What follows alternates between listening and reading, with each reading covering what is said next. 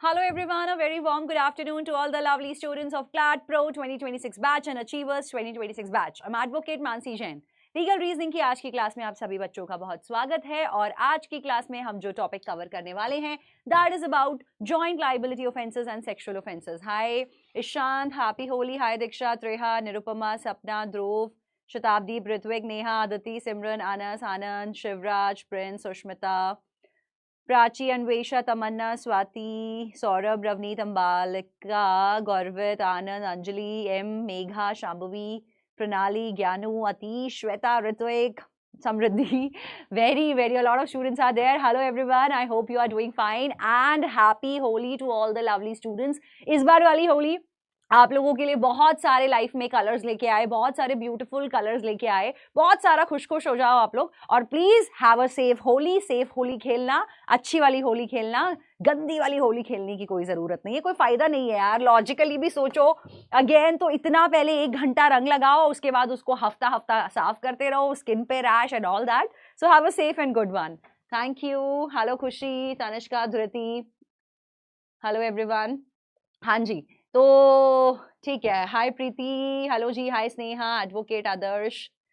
Okay चलिए बच्चों, तो स्टार्ट करते हैं आज की class. Joint liability offences and sexual offences. तो जॉइंट लाइबिलिटी ऑफेंसेस में आपने 2 जॉइंट लाइबिलिटी के ऑफेंसेस आप लोग पहले पढ़ चुके हो. टोटल जॉइंट लाइबिलिटी के 4 ऑफेंसेस होते हैं, उनमें से 2 आप पढ़ चुके हो. What is joint liability exactly? Joint liability का मतलब क्या होता है, पहले वो समझ लेते हैं. तो जॉइंट लाइबिलिटी ऑफेंसेस में एज द नेम सजेस्ट कि जॉइंटली लाइबल, जहां पर 2 or more people are liable. जब कोई क्राइम कमिट होता है, 2 या 2 से ज्यादा लोग लाइबल होते हैं उस क्राइम को करने के लिए. तो यहां पर 4 टाइप के ऑफेंसेस हैं, जिसमें से 2 हम आज करने वाले हैं, 2 आप लोग पहले कर चुके हो.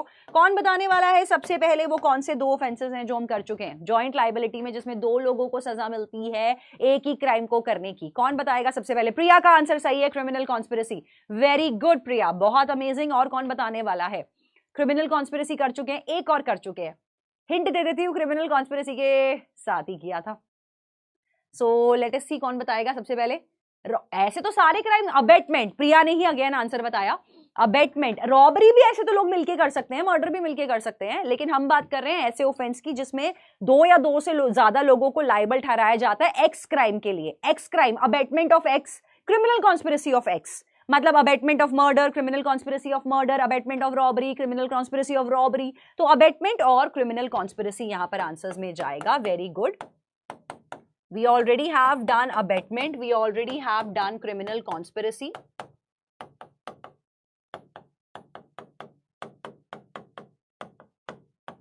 बाकी के दोनों सेक्शंस हम लोग आज करेंगे. Section 34 of IPC and section not remembering 144 है शायद.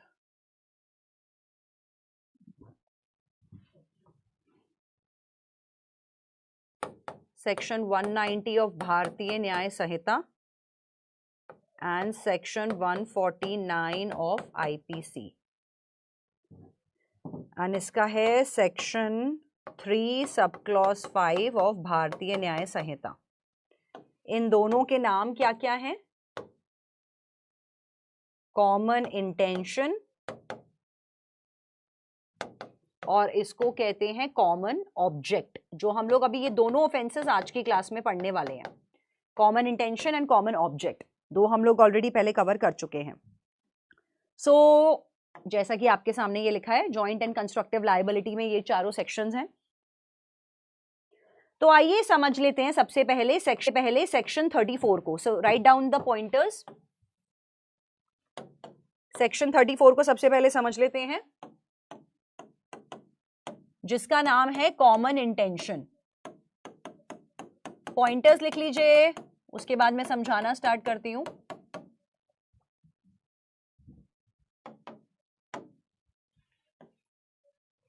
एक चीज का खास ध्यान रखिए,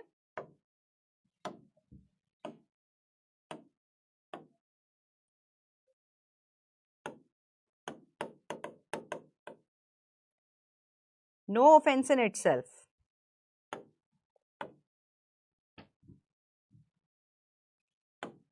It only do what then?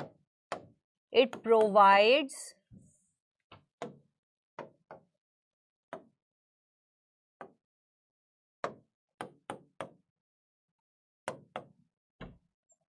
procedure and definition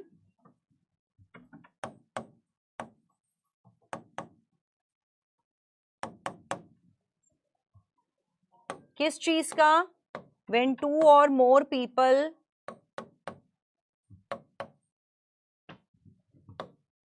have same mens rea and they have done same crime. तो लॉ क्या कहता है इसके हिसाब से?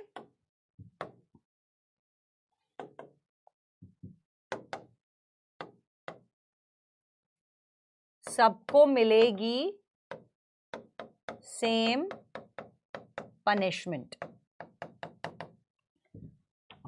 तो सेक्शन 34 क्या कहता है समझो पहले.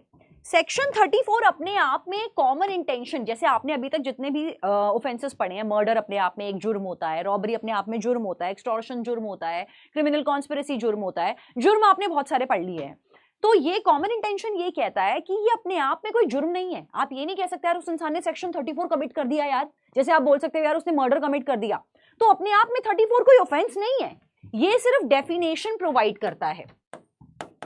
ये आपको सिर्फ डेफिनेशन प्रोवाइड करता है कॉमन इंटेंशन की. वो डेफिनेशन अपने आप में क्या कहती है कि यार अगर, वो डेफिनेशन क्या कहती है कि अगर दो या दो से ज्यादा लोग मिलके सेम मेंस रिया के साथ सेम क्राइम को अंजाम देते हैं, वो क्राइम कुछ भी हो सकता है, वो क्राइम मर्डर हो सकता है, रॉबरी, एक्सटॉर्शन, डेकॉइटी, थेफ्ट हो सकता है, वो रॉन्गफुल रिस्ट्रेन, रॉन्गफुल कन्फाइनमेंट, कुछ भी हो सकता है, रेप भी हो सकता है.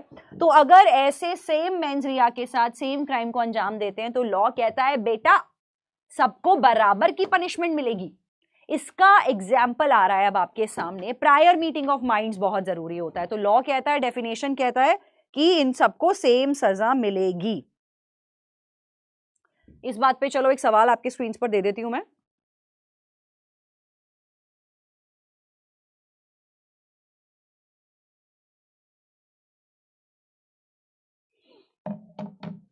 यहां पर छोटा सा एग्जाम्पल कि मान के चलते हैं सूरज, पूजा और गर्वित ने मिलकर कि एक इंसान को मारने की प्लानिंग करी, एक्स पर्सन को. सूरज ने उसकी टांगे पकड़ी, पूजा ने उसके हाथ पकड़े और गर्वित ने आराम से छुरा घोंप दिया उसके पेट में और वो इंसान मर गया. जब इन तीनों को कटघरे में ले जाया गया तो जो गर्वित को छोड़ के प्रिया थे और जो दूसरा स्टूडेंट था उसने बोला कि यार हम लोगों पर सजा नहीं होनी चाहिए, हमें सजा मत दो, क्योंकि एक्चुअली पेट में छुरा घोंपने वाला तो सिर्फ गर्वित था. माय लॉर्डशिप, हम तो सिर्फ हाथ और टांगे खड़े पकड़ के खड़े थे यार. पेट में छुरा घोंपने वाला गर्वित था, तो गर्वित का रिस्पॉन्सिबिलिटी होना चाहिए यार, हमको क्यों सजा मिल रही है. तो लॉ यहां पर कहता है कि बावजूद इसके कि तुम सिर्फ हाथ और टांग पकड़ के खड़े थे, तुम सबका सेम मेंस रिया था एक्स की जान लेना, तुम लोगों ने सबने मिलके इस क्राइम को अंजाम दिया, तो लॉ कह रहा है तुम तीनों को बराबर की सजा दूंगा, मैं मर्डर की पनिशमेंट दूंगा. तो इवन इफ तुमने हाथ और टांग पकड़ी है, तुम्हें मर्डर की सजा मिलेगी क्योंकि तुम तीनों ने मिलके इस एक्स क्राइम को अंजाम दिया है. Is that clear? बिल्कुल सही कहा त्रिशा आपने. तो एक क्वेश्चन आ रहा है आप लोगों की स्क्रीन पर. यहां पर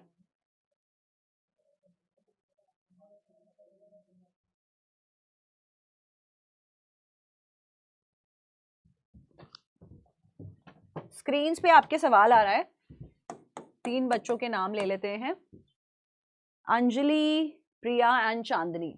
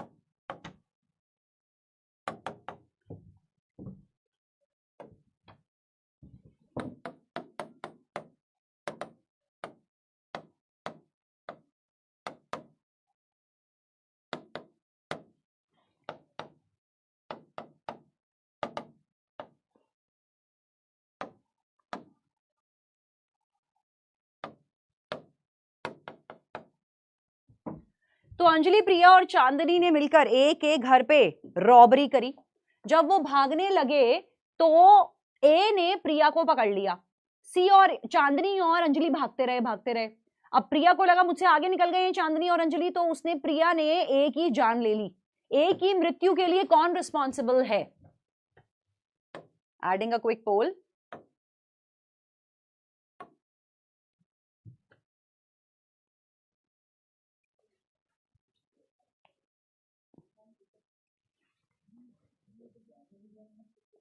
रॉबरी में एक से लेकर 4 लोग हो सकते हैं, 1, 2 या 3 या 4 लोग मिलकर रॉबरी कर सकते हैं। जहां पर वो लोग 5 हो गए वो डेकोइटी बन जाएगा। सूरज,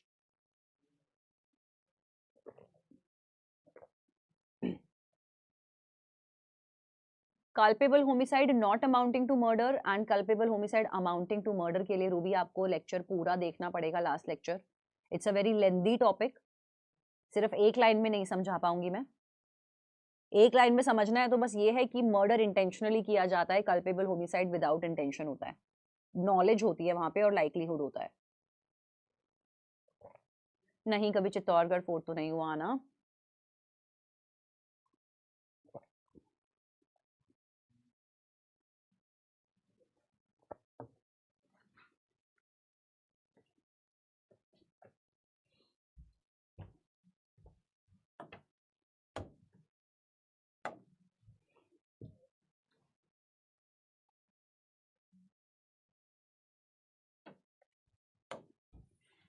ए इज द करेक्ट आंसर।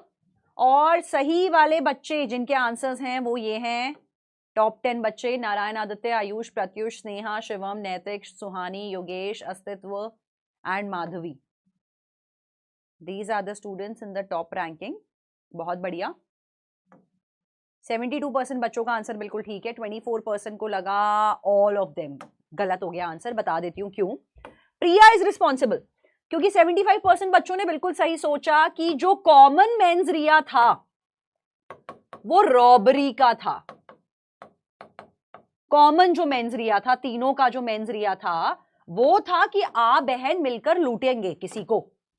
लेकिन यहां पर जान लेने वाला मेंस रिया सिर्फ और सिर्फ प्रिया का था। कोई प्लान नहीं था कि जान भी लेनी है किसी की। तो यहां पर ओनली प्रिया इज रिस्पॉन्सिबल, बाकियों को सजा नहीं मिलेगी। नहीं यार अनु, अब तो छोड़ दिया है, बट पहले बहुत खेली है यार, बहुत। तो ध्यान रखेंगे इस चीज का जब ऐसे क्वेश्चंस आएंगे। हाँ, ये सही कहा त्रिशा। इंटेंशन और कॉमन ऑब्जेक्ट के बीच में डिफरेंस। कॉमन इंटेंशन में क्या होता है? There must be commission of a crime, criminal act done by 2 or more people.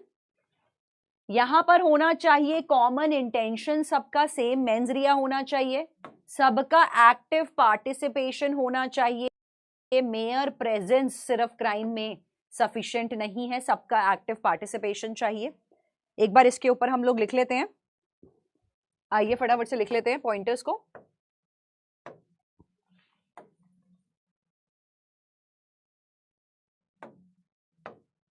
Quickly make the notes of common intention and common object. ये दोनों आपको पेपर में साथ में पूछे जाते हैं, आप कंफ्यूज ना हो इसके लिए क्लियर कर लेते हैं एक बार दोनों में डिफरेंस। कॉमन इंटेंशन क्या होता है? That is section 34। और ये है आपका कॉमन ऑब्जेक्ट।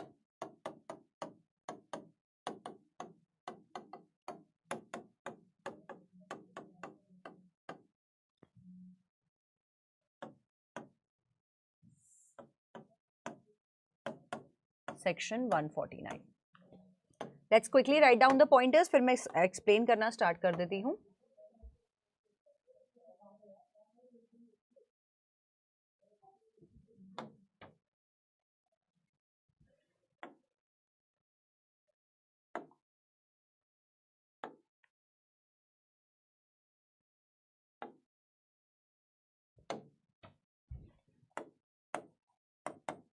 इंटेंशन,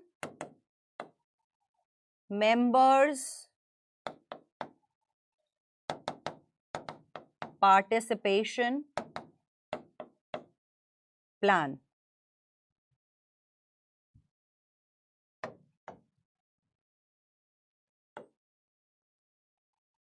यहां पर आपका होता है कॉमन इंटेंशन, सेम मेंस रिया। लोग होते हैं 2 और मोर पीपल।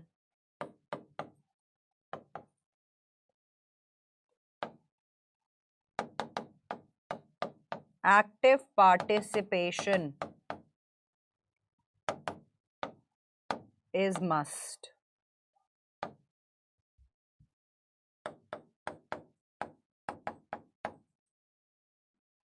Pre-planned. यहां पर आपका होता है कॉमन ऑब्जेक्ट, कॉमन पर्पस या कॉमन गोल। यहां पर लोग होते हैं 5 या 5 से ज्यादा, 5 और more people.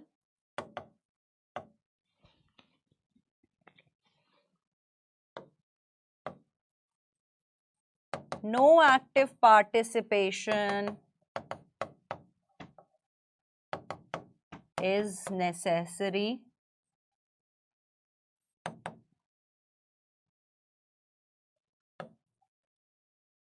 mere membership is punishable.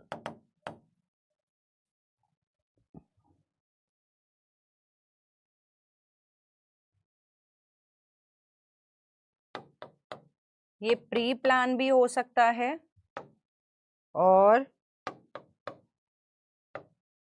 Plan can be developed instantly. Pre plan भी हो सकता है, इंस्टेंटली भी प्लान डेवलप हो सकता है।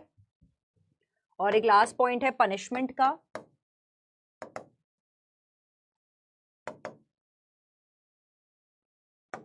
एक तो 149 की सजा मिलती है इसमें कि आप अनलॉफुल असेंबली के मेंबर हो,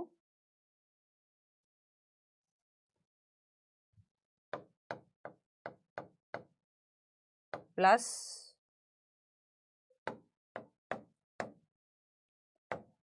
जो भी ऑफेंस आपने कमिट किया है, दैट इज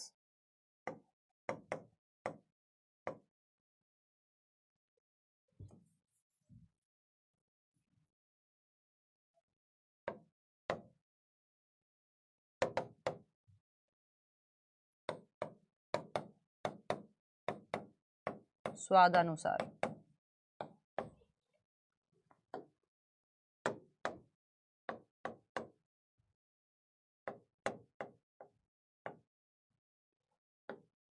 एक बार ये लिख लीजिए, फिर मैं समझाने वाला पार्ट कंप्लीट कर देती हूं। हाँ, अब गैंग बनाने वाले काम कर लो, तुम लोग साथ में ही धरे जाओगे एक साथ सारे। जल्दी से लिख लो, कुछ नहीं समझ में आ रहा तो मैं बताती हूँ, अभी समझाना शुरू करूंगी। जी हाँ प्रिया, बिल्कुल ठीक कहा आपने।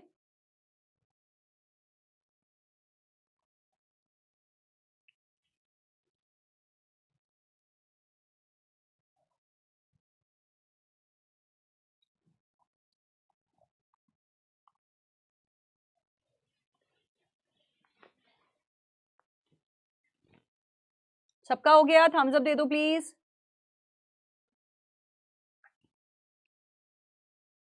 ठीक बात कह रहे हो आदर्श, एडवोकेट तो आप भी हो। एडवोकेट आदर्श, घबराना तो है ही नहीं फिर। Done everyone? नहीं, अबेटमेंट में अबेटर की पनिशमेंट कम होती है वैदेही, ऑब्वियसली।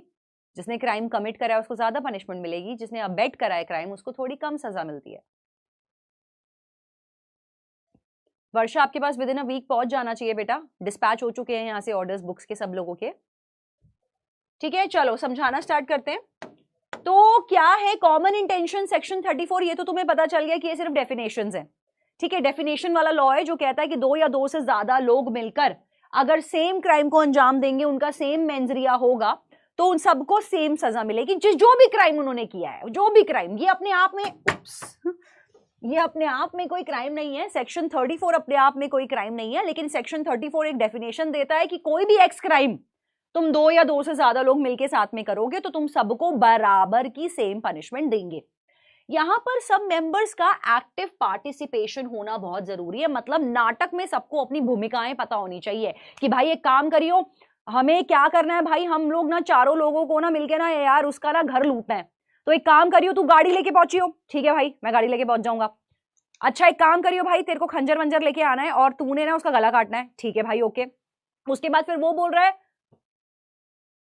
उसके बाद यहां पर आ गया थर्ड, फॉर एग्जाम्पल कि यार एक काम कर, तूने उस टाइम पे तिजोरी खाली करनी है। और चौथा कहता है यार तूने उस टाइम पे ना उसको ना जो उसकी खंजर तो मार लेंगे हम पापा को, बेटियों को ना एक काम करेंगे हम लोग ना रूम में लॉक कर देंगे। तो चारों को अपने रोल्स पता है, एक्टिवली सब पार्टिसिपेट कर रहे हैं। यहां पर सिर्फ आप अगर उस ग्रुप के पार्ट हो तो आपका भी कोई रोल होना चाहिए, आपको भी कोई जिम्मेदारी सौंपी होनी चाहिए क्राइम को पूरी तरह से कंप्लीट करने के लिए। प्री प्लान, प्री प्लान का मतलब क्या है कि ये सब कुछ पहले से ही होना चाहिए। Pre plan, pre meditated, prior meeting of minds होना चाहिए, प्री मेडिटेटेड प्लान होना चाहिए, मतलब प्री प्लान होना चाहिए। मीटिंग ऑफ माइंड्स का मतलब है सेम मेंजरिया होना चाहिए। यहां पर अलग है थोड़ा विषय। यहां पर क्या है कि यहां पर लोगों का होता है गोल, पर्पस, या हमारा आगे गोल क्या है, वो सबका कॉमन गोल है। अब इस कॉमन गोल के लिए लोग कितने चाहिए, 5 या 5 से ज्यादा लोग चाहिए होते हैं। यहां पर एक्टिव पार्टिसिपेशन कुछ जरूरी नहीं है, लेकिन मेंबरशिप अपने आप में पनिशेबल है। तो मतलब यहां पर अगर आपके रोल के अंदर आपकी कोई भूमिका नहीं है लेकिन आप सिर्फ ग्रुप के मेंबर हो तो भी आपको सजा मिल जाएगी। इसका एग्जाम्पल लिख लो कि 20 लोग मिलकर पार्लियामेंट पे अटैक करने गए लठ लेकर और आग और मशाले लेकर। उनमें वहां जाके पार्लियामेंट पे हुड़दंग करने वाले थे सिर्फ 15 लोग, और 5 जो थे वो सिर्फ डंडा लेके खड़े हुए थे क्योंकि यार संगठन में शक्ति है। यार हम तो सिर्फ इसलिए आए हैं क्योंकि यार इस बंदे ने हमें जबरदस्ती बुला लिया यार, वरना मैं तो आना भी नहीं चाह रहा था यार, लेकिन आना पड़ गया यार, क्या करे। तो 15 ने अटैक किया है, वो 5 जो थे वो लठ और मशाल लेके खड़े थे, लेकिन उन्होंने कुछ भी नहीं किया। बेचारे थे वो, गोबली गोबली मुक्ष वाले थे वो। लेकिन अब क्यों उनको सजा मिलेगी मेंबरशिप की, कि यार ऐसे कहते हैं ना संगत, कुसंगति और सुसंगति। तो ये जो कुसंगति के अंदर ये थे, इनको सजा मिलेगी इस चीज की कि भाई तुम ऐसा ही इन 20 लोगों के दल में ही शामिल थे ना, लठ लेके तो खड़े हो ना जिनके साथ, इनका हौसला बढ़ाने के लिए 5 लोग शक्ति बन के तो खड़े हो, इनकी चाहे सिर्फ खड़े हो। अगर सिर्फ खड़े हो तो एक काम करेंगे, सिर्फ खड़े होने की पनिशमेंट दे देते हैं। कोई नहीं, तुमने कुछ नहीं किया ना, तुमने पार्लियामेंट की एक भी दीवार नहीं तोड़ी ना, कोई बात नहीं, आ जाओ आ जाओ, तुम सिर्फ खड़े थे तो तुमको सिर्फ खड़े रहने की सजा दे देंगे। तो यहां पर 2 सजाएं मिलती हैं आपको, यहां 2 सजाएं मिलती हैं। एक तो कि आप मेंबर थे इस असेंबली के, उन 5 लोगों में, 20 में से जो 5 है, कि आप हो यहां पर। हाँ हो सकता है उस केसेस में भी, right, thank you Sukhmanpreet. And साथ के साथ स्वादानुसार पनिशमेंट। स्वादानुसार मतलब वो लोग जो 15 लोग थे जिन्होंने तोड़म फोड़ी भी करी है पार्लियामेंट के अंदर, उन 15 लोगों को 2 सजाएं मिलेंगी। एक तो मेंबरशिप वाली भी मिलेगी और ये वाली भी मिलेगी कि बेटा तू आ जा, तेरे को ज्यादा आग लगानी है ना पार्लियामेंट के अंदर, तूने यहाँ पे दीवारें तोड़ी, आ जा बेटा, आ जा। तेरे को 2 सजाएं मिलेंगी, एक तो मेंबर भी था और ये वाली भी। तो स्वाद अनुसार भी सजा मिलती है और मेंबर बनने की तो सजा मिलती है। तो यहां पर कोई प्री प्लान कभी कभी हो भी सकता है कि यार चलो प्लान कर रहे हैं, कल अटैक करने चलेंगे। कभी कभी ये इंस्टेंटली भी डेवलप हो जाता है, ऑन द स्पॉट भी डेवलप हो सकता है। यहां पर ऑन द स्पॉट क्योंकि आप लोगों का क्या था, आपका गोल कॉमन था। Object is purpose, mens rea is intention, शोमवा intention to do a crime. Object सिर्फ आपका गोल कॉमन था। तो यहां पर कॉमन ऑब्जेक्ट कैसे, एग्जाम्पल ले लो कि कुछ 5-6 लोग हैं, ठीक है, वो एक मिनिस्टर की स्पीच अटेंड करने गए, उनको मिनिस्टर से बहुत अच्छी खासी खुंदस थी। मिनिस्टर स्पीच दे के नीचे उतरा, वो 5-6 लोग एक दूसरे को जानते भी नहीं थे। यहाँ पे स्ट्रेंजर्स भी हो सकते हैं और जानकार भी हो सकते हैं, ये ध्यान रखना, ये स्ट्रेंजर्स भी कर सकते हैं मिलके और जानकार भी हो सकते हैं। यहां पर स्ट्रेंजर्स नहीं होगा, यहां तो दोस्ती यारी बहुत घनिष्ठता चाहिए। यहां स्ट्रेंजर भी हो सकते हैं और नोन पीपल भी हो सकते हैं, स्ट्रेंजर्स भी हो सकते हैं और नोन्स भी हो सकते हैं, दोनों हो सकते हैं। तो स्ट्रेंजर्स की कहानी बताती हूँ। 5-6 लोग मिनिस्टर की स्पीच अटेंड करने गए, मिनिस्टर उतरा स्पीच देके, एक को गुस्सा आया, सबको गुस्सा तो आ ही रहा था मिनिस्टर के लिए, एक को गुस्सा आया, उसने मिनिस्टर को ऐसे अड़ंगी दी, मिनिस्टर ऐसे ऐसे करके गिरा। दूसरे को गुस्सा आया, उसने लात मार दी। तीसरे को गुस्सा आया, उसने 2 मुक्के मार दिए। चौथे को गुस्सा आया, उसने लेके खंजर मार दिया मिनिस्टर को। और छठा वहां खड़े होके कह रहा था मारो इसको, ये यही डिजर्व करता है। तो यहां पर ये जो लोग थे एक दूसरे को जानते भी नहीं थे, लेकिन इनका कॉमन ऑब्जेक्ट क्या था कि मिनिस्टर पे निकालनी है अपनी भड़ास। इनका 5 या 5 से ज्यादा लोग थे, कोई एक्टिव पार्टिसिपेशन जरूरी नहीं है सपोजिटली, बाकी के लोग सिर्फ हाँ खड़े होके देख रहे हैं और बोल रहे हैं मारो मारो मारो, तो वो भी मेंबर बन गए इसके, तो mayor membership is also punishable. Is that clear? अभी इंस्टेंट ही बता रही थी अस्तित्व, अभी खत्म हुआ है इंस्टेंट बता के, ठीक है यार। अभी हाइपोथेटिकल क्वेश्चन है ना पवन, समझोगे ना? ऐसे तो फिर कोई क्राइम कभी भी कमिट हो ही नहीं सकता, सिक्योरिटी तो हमेशा कहीं ना कहीं किसी ना किसी की होती ही है। I hope that's clear to everyone. एक क्विक थम्स अप दे दो। हाँ जी, सिर्फ मेंबर को 149 की मिलती है आसमी, और बाकी जो जो आपने कांड करे होते हैं उस ग्रुप में हिस्सेदार बन के, वो स्वादानुसार पनिशमेंट मिलती है।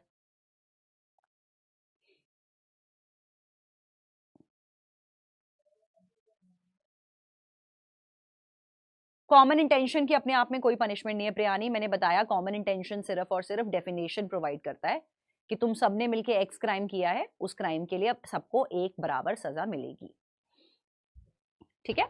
चलो वेरी नाइस, वेरी गुड। तो अब ये समझ में आ गया है। सेक्शन 34, जैसे अभी किसी ने पूछा कि मैम 34 की क्या सजा है, सेक्शन 34 की अपने आप में कोई सजा नहीं है, क्योंकि सेक्शन 34 अपने आप में कोई ऑफेंस ही नहीं है।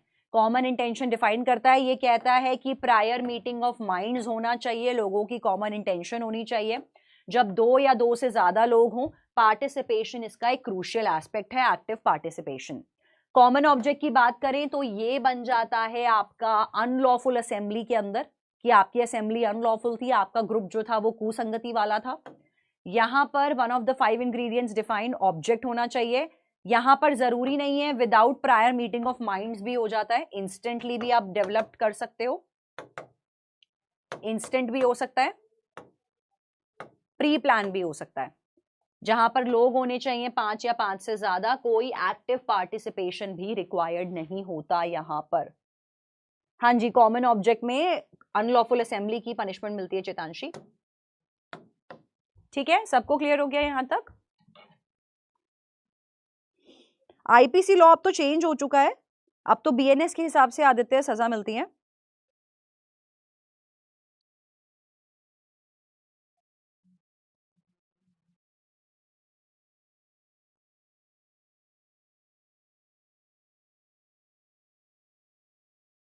सेक्शन 190 है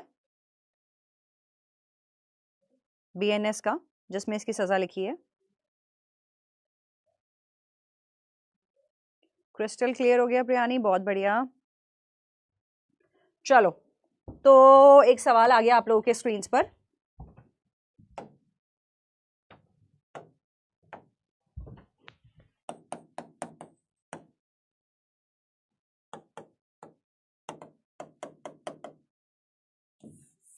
एक चीज और बता दूं, एक चीज का ध्यान रखना बेटा, ये मत सोचना, ये कभी मत सोचना कि अगर कोई ऑफेंस कॉमन इंटेंशन में नहीं आ रहा तो ऑटोमेटिकली यहां चला जाएगा, या जो यहां फिट नहीं हो रहा वो ऑटोमेटिकली यहां चला जाएगा। ये दोनों जो है एक दूसरे के विपरीत नहीं है कि यार अगर कल्पेबल, जैसे हम लोग अक्सर ये देखा है कि मर्डर नहीं होता, अगर वो मर्डर के लिए लायबल नहीं है तो या तो कल्पेबल होमिसाइड होगा, अगर इंसान मरा है तो या तो मर्डर होगा, मर्डर नहीं है तो फिर तो कल्पेबल होमिसाइड हो सकता है या डेथ बाय नेग्लिजेंस हो सकती है।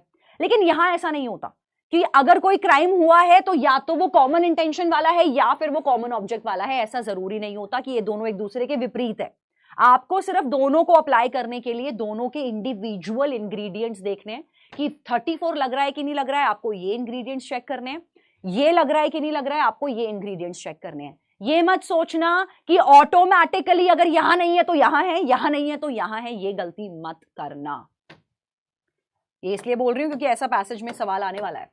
आओ देखते हैं कि हम बात करते हैं जॉइंट लाइबिलिटी की, कॉमन लाइबिलिटी की, कंस्ट्रक्टिव लाइबिलिटी भी बोलते हैं इसको, वाइकेरियस लाइबिलिटी भी बोलते हैं, जहां पर हमें कॉनोटेशन देते हैं कि स्ट्रिक्टली लाइबल एक पर्सन होता है। जब हमने ये पढ़ा है टॉर्ट्स लॉ में, वाइकेरियस लाइबिलिटी होता है टॉर्ट्स में, यूबी जस्ट इबी रेमिडियम, सॉरी, क्यू फेसित एलियम फेसित पर से, he who acts through another is acting for himself. मतलब अगर आज आपके कोई भी सर्वेंट जो आपके कोर्स ऑफ एम्प्लॉयमेंट में काम कर रहे हैं, जिनके आप मास्टर हो, अगर वो कुछ नुकसान करते हैं तो पैसा आप भरोगे। अब बात कर रहे हैं हम लोग लेकिन कंस्ट्रक्टिव लायबिलिटी की। Appropriate expression in this context is about joint liability. Criminal law का जो पॉइंट है जो कंस्ट्रक्टिव लायबिलिटी की बात करता है, liability of a person of an offence which he has not actually committed but can not escape the responsibility. जो person consume becomes liable in the law for the consequence of act of another, दूसरे की गलतियों का टोकरा आपको sir पे उठाना पड़ेगा।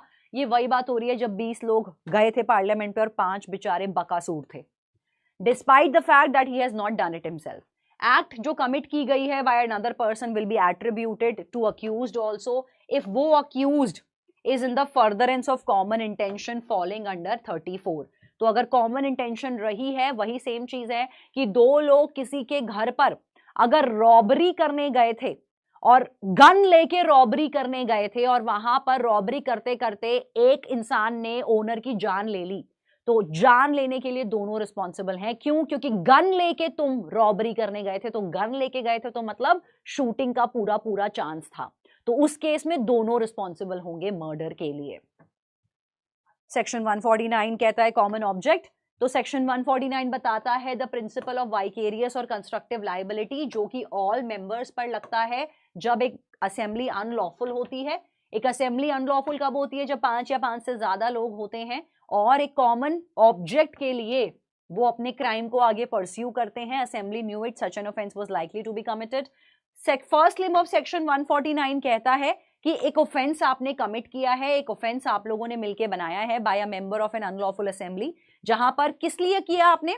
क्योंकि आप कॉमन ऑब्जेक्ट को आगे फुलफिल करना चाहते थे। एंड सेकेंड लिंब ये कहता है कि आपको नॉलेज थी। 149 का सेकेंड लिंब क्या कहता है? 149 समझो, ये नॉलेज आपका आ गया कहां से? नॉलेज वही वाला आ गया 299 वाला, समझो। ये उन 5 लोगों की बात हो रही है, वो 5 बकासूर की, समझो। वो 20 लोग जो गए थे पार्लियामेंट पे अटैक करने, उसमें से 15 ने अटैक किया था, लेकिन जो 5 थे जो लठ लेकर खड़े थे, सिर्फ बात कर रहे हैं इन 5 बकासुरों की कि इन 5 को सजा दे कि नहीं दे। तो सेकेंड लिंब ये कहता है कि इन 5 को भी धर लो बेटा, आन दो इनको भी, जेल के अंदर भेजो इनको। क्यों भेजो? क्योंकि इनको नॉलेज थी। कौन सी नॉलेज? 299 वाली नॉलेज। सेक्शन 299 की जो नॉलेज कहती है कि भाई ये जो तू हरकतें कर रहा है इससे किसी की जान जा सकती है। स्नेक चार्मर वाला केस, जहां पर मैंने वो स्विमिंग वाला केस बताया था कि जिसमें डेयर दिया था कि 5 मेरे भाइयों डूब जाओ पानी में, जो जीतेगा उसको आईफोन गिफ्ट मिलेगा। तो नॉलेज है कि भाई मर जाएगा कोई, नॉलेज। तो यहां पर भी नॉलेज है। क्या नॉलेज है इन 5 को? क्या इतनी बेसिक नॉलेज नहीं है कि पार्लियामेंट पे अटैक करने जा रहे हैं लठ और मशाल लेके, तो भाई कुछ ऊंच नीच हो गई तो हमको भी नीचे से धर लिया जाएगा। तो नॉलेज भी कहता है 149 कि अगर तुम ऐसी असेंबली के मेंबर हो जिसका तुम्हें नॉलेज है कि ये असेंबली भाई कभी भी अनलॉफुल हो सकती है, भाई ये लोग बड़े आतंकी लोग हैं, कभी भी ये लोग आतंकी हो सकते हैं, तो ऐसे लोगों से या तो दूर रहो, और अगर तुम ऐसे लोगों के साथ हो खड़े हुए लठ लेके मशाल लेके अपने खाली दिमाग लेके, तो कोर्ट तुमको जेल भेज देगा। Second limb of 149 the part of the members unlawful assembly regarding, अगर लाइकलीहुड है पूरा पूरा ऑफेंस होने का, तो उस केस में इन लोगों को कॉमन ऑब्जेक्ट की सजा मिलेगी। नॉलेज क्या है? Likelihood of happening of a crime, likelihood of happening of a crime. ठीक है, चलो क्वेश्चन आ गया आपके स्क्रीन पर। लीडर है नक्सलाइट ग्रुप की रूपावती, रूपावती जी लीडर है। उन्होंने असेंबली बनाई 25-30 लोगों की। ऑब्जेक्ट क्या था कि डिसमेंटल कर देंगे हम, पोलिंग बूथ उखाड़ देंगे पोल वाले दिन। हाउएवर रूपावती को कुछ मेडिकल प्रॉब्लम आ गई, वो नहीं पहुंच पाई असेंबली में प्रेजेंट और ज्वाइन नहीं हो पाई, बट स्टिल बाकी के मेंबर्स ने वो सारा काम कर दिया जो रूपावती ने डिसाइड किया था। उन्होंने पोलिंग बूथ उखाड़ फेंके। डिसाइड करो क्या होना चाहिए। 4 ऑप्शंस आपके सामने हैं।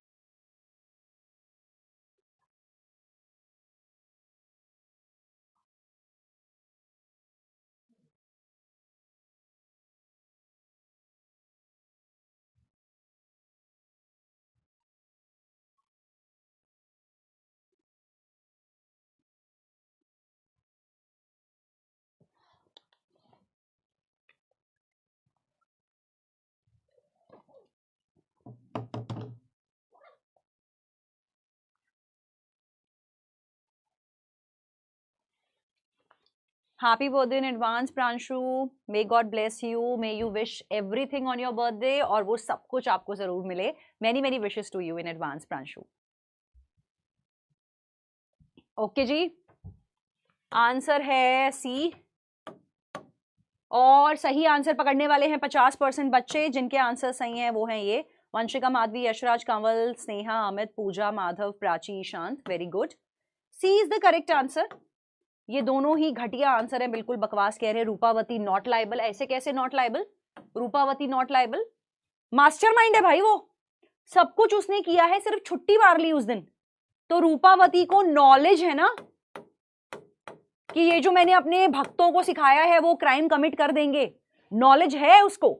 तो इस केस में सी सबसे बेस्ट आंसर है. जो सोच रहे थे ए वर्सेस सी में जो अटके थे, जिनको लगा ए भी सही है, ए सही था, लेकिन जो सी है वो पैसेज से मैच करता हुआ है. हमेशा जब दो आंसर में कंफ्यूज हो, क्योंकि आप देख रहे हो रूपावती लाइबल कॉमन है, अब कौन सा पकड़े? बिकॉज के बाद वाला पार्ट आपका लीगल रीजनिंग में पैसेज से मैच करना चाहिए. पैसेज की भाषा, परिभाषा, शब्द, वोकैबुलरी, सेंटेंसेस. रूपावती लाइबल है बाकी के मेंबर्स के साथ क्योंकि वो शेयर कर रही है common object with all the members of the assembly. जबकि ये कह रहा है इसीलिए लाइबल है क्योंकि उसने भड़काया है. इसीलिए लाइबल है क्योंकि उसने भड़काया, मतलब अगर वो भड़काती ना फिर वो लाइबल ना होती. ऐसा कुछ भी नहीं है, भड़काई बाजी की बात नहीं चल रही है. C is the best answer. अगला सवाल आ गया आपके स्क्रीन पर. Unions of employ of different banks, अलग अलग बैंक्स के यूनियंस जो थी एम्प्लॉय की, उन्होंने प्लान किया कि वो स्ट्राइक करेंगे और ऑर्गेनाइज करेंगे पीसफुल रैली ऑपोजिशन के लिए, क्योंकि बैंक्स को प्राइवेटाइज करा जा रहा है. हाउएवर, लेकिन हुआ क्या? जब वो लोग पीसफुली प्रोटेस्ट कर रहे थे, कुछ मेंबर्स उसमें से, some members of union became violent and destructed the properties. तो बताओ liability of all the members, सारे मेंबर्स की क्या लायबिलिटी बनती है? ऑप्शंस आपके सामने स्क्रीन पर आ चुके हैं. देखते हैं कौन बच्चे टॉप करने वाले हैं.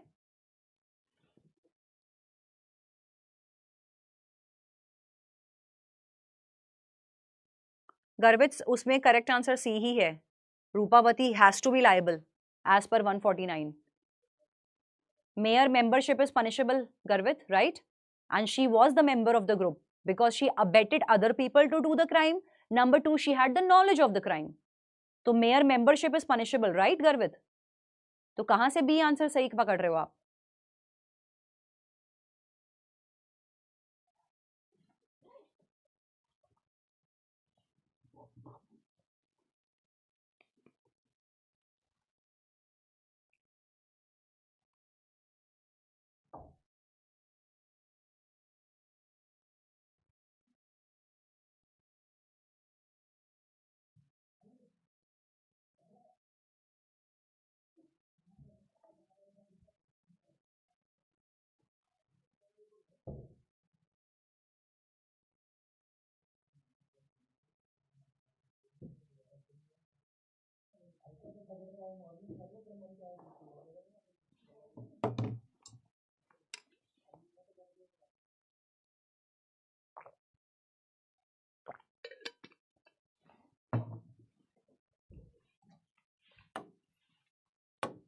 B is the correct answer. 32% बच्चों का आंसर सही है. काफी बच्चे डी में फंसे. बी वर्सेस डी ही लोचा था.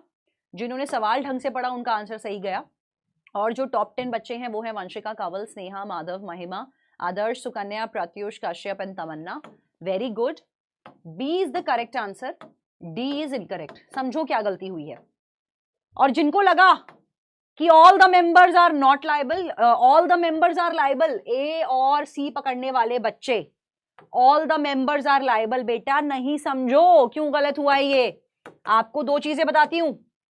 एक तो स्ट्राइक करी थी इन्होंने, जो आपका स्ट्राइक है ना, जो आपका प्रोटेस्ट करना है, प्रोटेस्ट कितना, कौन सा, जो पीसफुल प्रोटेस्ट होता है, और यहां पे पीसफुल की ही बात हुई थी, पीसफुल रैली. ये आपका ना फंडामेंटल राइट भी है.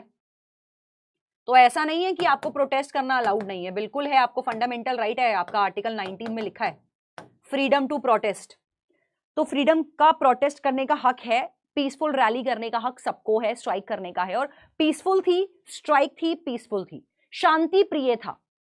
तो यहां पर अब अगर इस ग्रुप में कुछ लोग बुरे निकले और कुछ लोग अच्छे थे, तो जो लोग बुरे निकले उनकी वजह से इन बेचारे सीधे लोगों को सजा क्यों मिलेगी? क्योंकि इन लोगों को कोई नॉलेज नहीं थी कि यार हम तो शांति से गए थे, हमें क्या पता था जाके उग्रवादी हो जाएंगे। उनको नॉलेज नहीं थी। और ये जो रैली बनाई गई थी ये पीस के लिए बनाई गई थी, तो गुड मेंबर्स को कोई सजा नहीं मिलेगी। लेकिन सवाल क्या कह रहा था? जो लोग डी में फंसे, डी वाले बिल्कुल सही थे जिन्होंने पकड़ा कि बैड मेंबर्स को, बैड पीपल्स को सजा मिलेगी मैम, गुड पीपल्स को नहीं मिलेगी, बिल्कुल ठीक। लेकिन सवाल क्या था? सवाल पे ध्यान दो। पहले सवाल ने पूछा लायबिलिटी बताओ सारे मेंबर की। सवाल ये नहीं था बैड पीपल्स के बारे में बताओ, सवाल है ऑल पीपल्स के बारे में बताओ। ऑल पीपल्स का मतलब है गुड और बैड दोनों पीपल्स के बारे में बताओ। सवाल है ऑल पीपल्स के ऊपर, तो ऑल पीपल्स के ऊपर सवाल है, इसीलिए बी बेहतर है। डी सिर्फ बैड पीपल्स की बात कर रहा है कि बुरे लोगों की रिस्पॉन्सिबिलिटी। हाँ बिल्कुल है, सवाल है ऑल पीपल्स की क्या रिस्पॉन्सिबिलिटी है। तो peoples is not even a word, people is a word. मैं समझाने के लिए बोल रही हूं, कहीं तुम सोचो मैम की इंग्लिश तो बड़ी खराब है यार, पीपल होता है मैम, पीपल्स पीपल्स कर रही है। All the members of the union are not liable violence और डिस्ट्रक्शन के लिए, क्योंकि असेंबली को बनाने का purpose was not these violent activities. जिनको लगा पीपल, सारे पीपल्स रिस्पॉन्सिबल हैं, ए और सी, तो भाई बहुत ही घटिया आंसर थे। अगले सवाल पर चलते हैं। अगली बार ध्यान रखना राज, क्वेश्चंस को ध्यान से समझना, ध्यान से पढ़ना। ओके, करना पड़ेगा त्रिशा, ऐसे ही क्रिटिकल क्वेश्चंस आते हैं पेपर में। संता बंता ट्विन ब्रदर्स थे और दोनों के बीच में लड़ाई हुई कि पहले कौन पैदा हुआ, हु वॉज बॉर्न फर्स्ट, कौन पहले पैदा हुआ। दोनों इस बात पे लड़ रहे हैं। एक दिन संता को आया गुस्सा, वो अपने 5 दोस्तों के साथ गया गन लेके, लाठी लेके, ताकि वो फोर्सेबली अपने भाई से बुलवा सके कि बोल मैं पहले पैदा हुआ, बोल मैं बड़ा भाई और तू छोटा भाई। इस दौरान संता ने उसको मार दिया। संता शॉट हिज ब्रदर।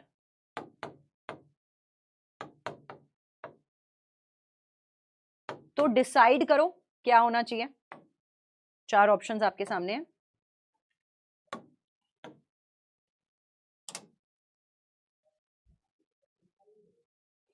खो गया होगा ना आदर्श वो, इसीलिए आपस में लड़ रहे हैं छोटी छोटी बातों पे। और बर्थ सर्टिफिकेट में टाइम नहीं होता है ना, ट्विंस है तो सेम दिन हुए होंगे ना पैदा। बर्थ सर्टिफिकेट में समय नहीं होता है एग्जैक्ट, दोनों का सेम समय लिखा होगा।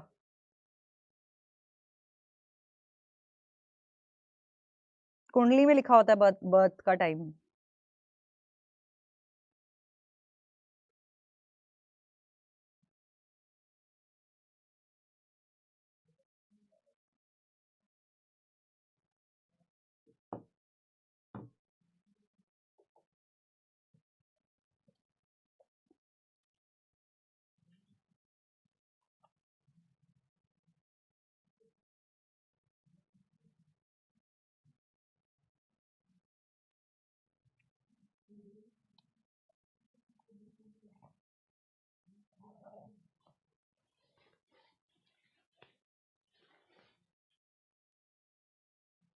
Could be Anjali.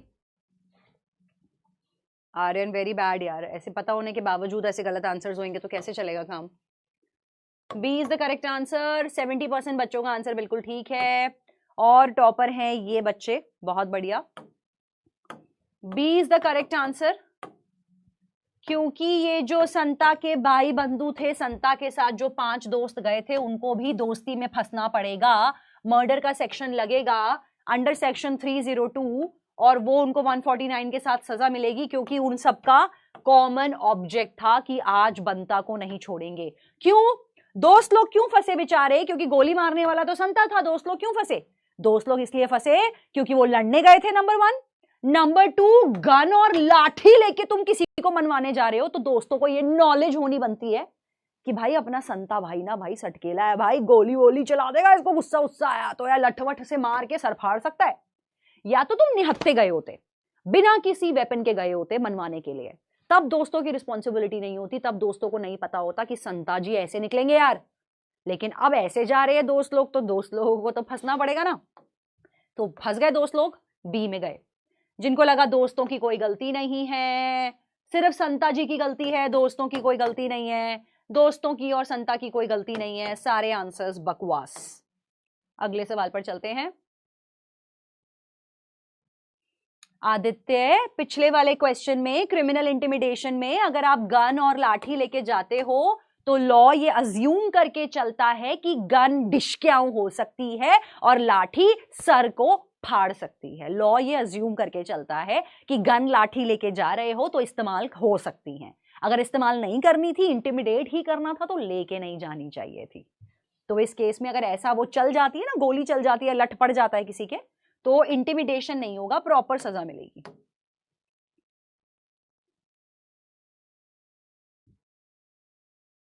Very good Shadab, amazing. 3 idiots, हाँ बिल्कुल 3 इडियट्स का क्वेश्चन आ गया। रणछोड़, राजू, फरहान एंड चतुर बहुत अच्छे दोस्त थे और फैन थे बीटीएस। बीटीएस एक आपका बीटीएस आपका एक बैंड है, म्यूजिकल बैंड। म्यूजिकल बैंड है रशिया से। जब उनको पता चला बीटीएस का कॉन्सर्ट हो रहा है इंडिया में, तो वो रेजिस्ट नहीं कर पाए and they bought the ticket as soon as possible. Tickets खरीद ली। However they made a plan to meet them personally, कि एक काम करेंगे यार, बैंड से मिलना तो बनता है। तो उन्होंने प्लान किया कि हम क्या करेंगे, गार्ड को किडनैप कर लेंगे, और ये करने के चक्कर में चतुर ने गार्ड को किडनैप कर लिया। किडनैप करने वाला सिर्फ चतुर था, वीरू जो गार्ड है उसको सिर्फ चतुर ने किडनैप किया। प्लान क्या था? प्लान सबका था, किडनैपिंग का प्लान, लेकिन एग्जीक्यूट किसने किया? चतुर ने। तो डिसाइड करो लायबिलिटी।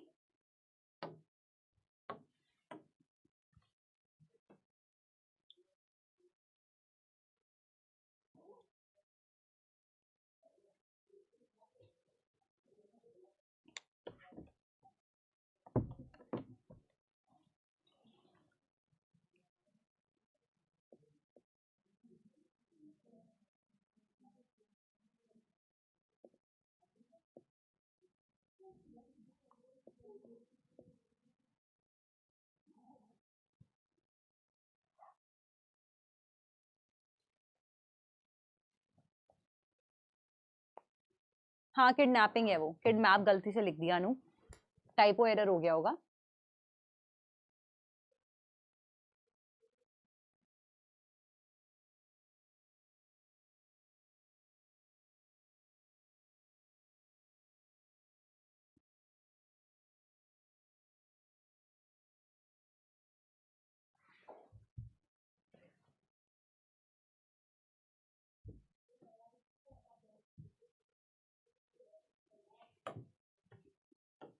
करेक्ट आंसर है डी, और सिर्फ 8% बच्चों का आंसर सही है। धड़ाके से लगे पड़े हैं ma'am, all are liable, ma'am all are liable.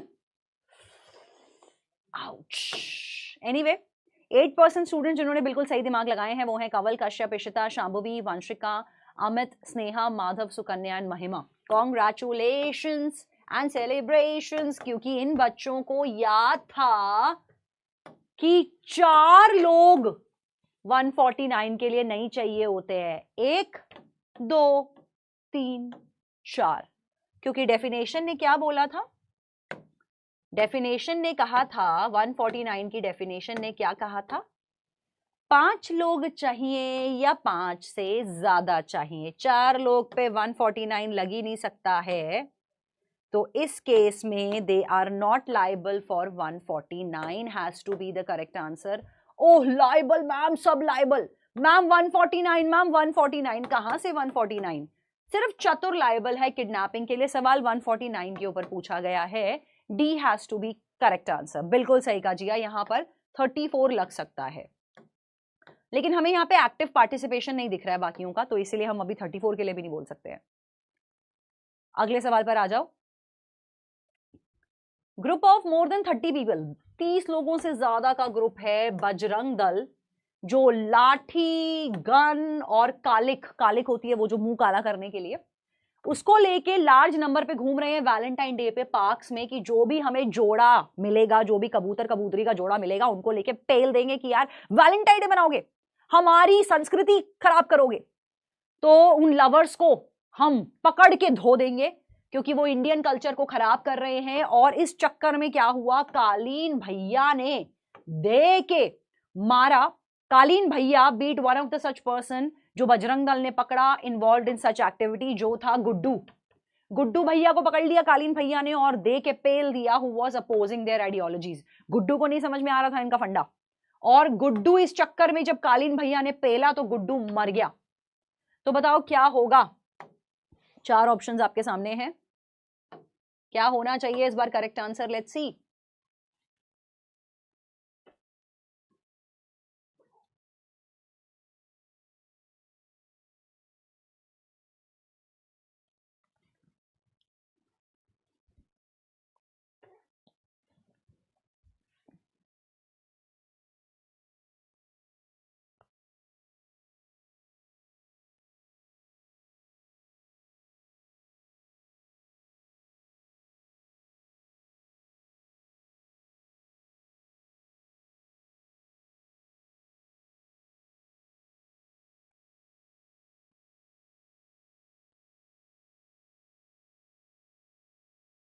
Right Trisha, सही thinking,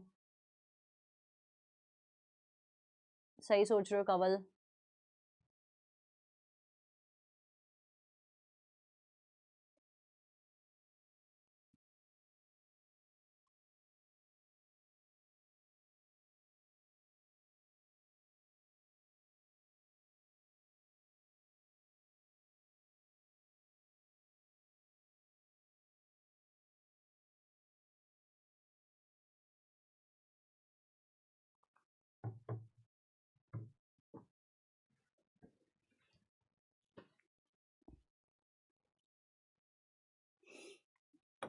B is the correct answer.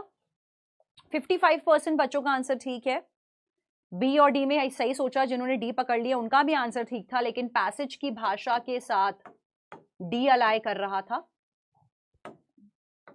ये सब बच्चे हैं जो टॉप पोजीशंस पर हैं, बढ़िया रिजल्ट्स। सिर्फ कालीन भैया रिस्पॉन्सिबल है? नहीं, होल बजरंग दल रिस्पॉन्सिबल ही नहीं है, गलत। बजरंग दल रिस्पॉन्सिबल है, क्योंकि पर्पस क्या था? अनलॉफुल पर्पस था कि लोगों को, कबूतर कबूतरी को पकड़ेंगे, पेलेंगे। लेके क्या जा रहे हैं ये? ग्रुप में 5 या 5 से ज्यादा लोग तो हैं ही, दिख रहे हैं 30 लोग हैं। साथ के साथ देख रहे हो कि किस चीजों से लोगों को मनाने जा रहे हैं संस्कृति को लेके? गन से, लाठी से और कालिक से। तो अगर अब पंगे होंगे तो सारे रिस्पॉन्सिबल माने जाएंगे, और सारे रिस्पॉन्सिबल है। इसके लिए डी से बेहतर आंसर क्यों है? क्योंकि ये बोल रहा है असेंबली अनलॉफुल थी। बिल्कुल ठीक है, ये आंसर गलत नहीं है, लेकिन पैराग्राफ जो था वो कॉमन ऑब्जेक्ट को डिस्कस कर रहा है, तो B is matching the passage. Passage से मैच खा रहा है, इसीलिए बी आपका सही आंसर में जाएगा। अब इसके बाद आ रहे हैं हमारे sexual offences. Let's study the sexual offences now.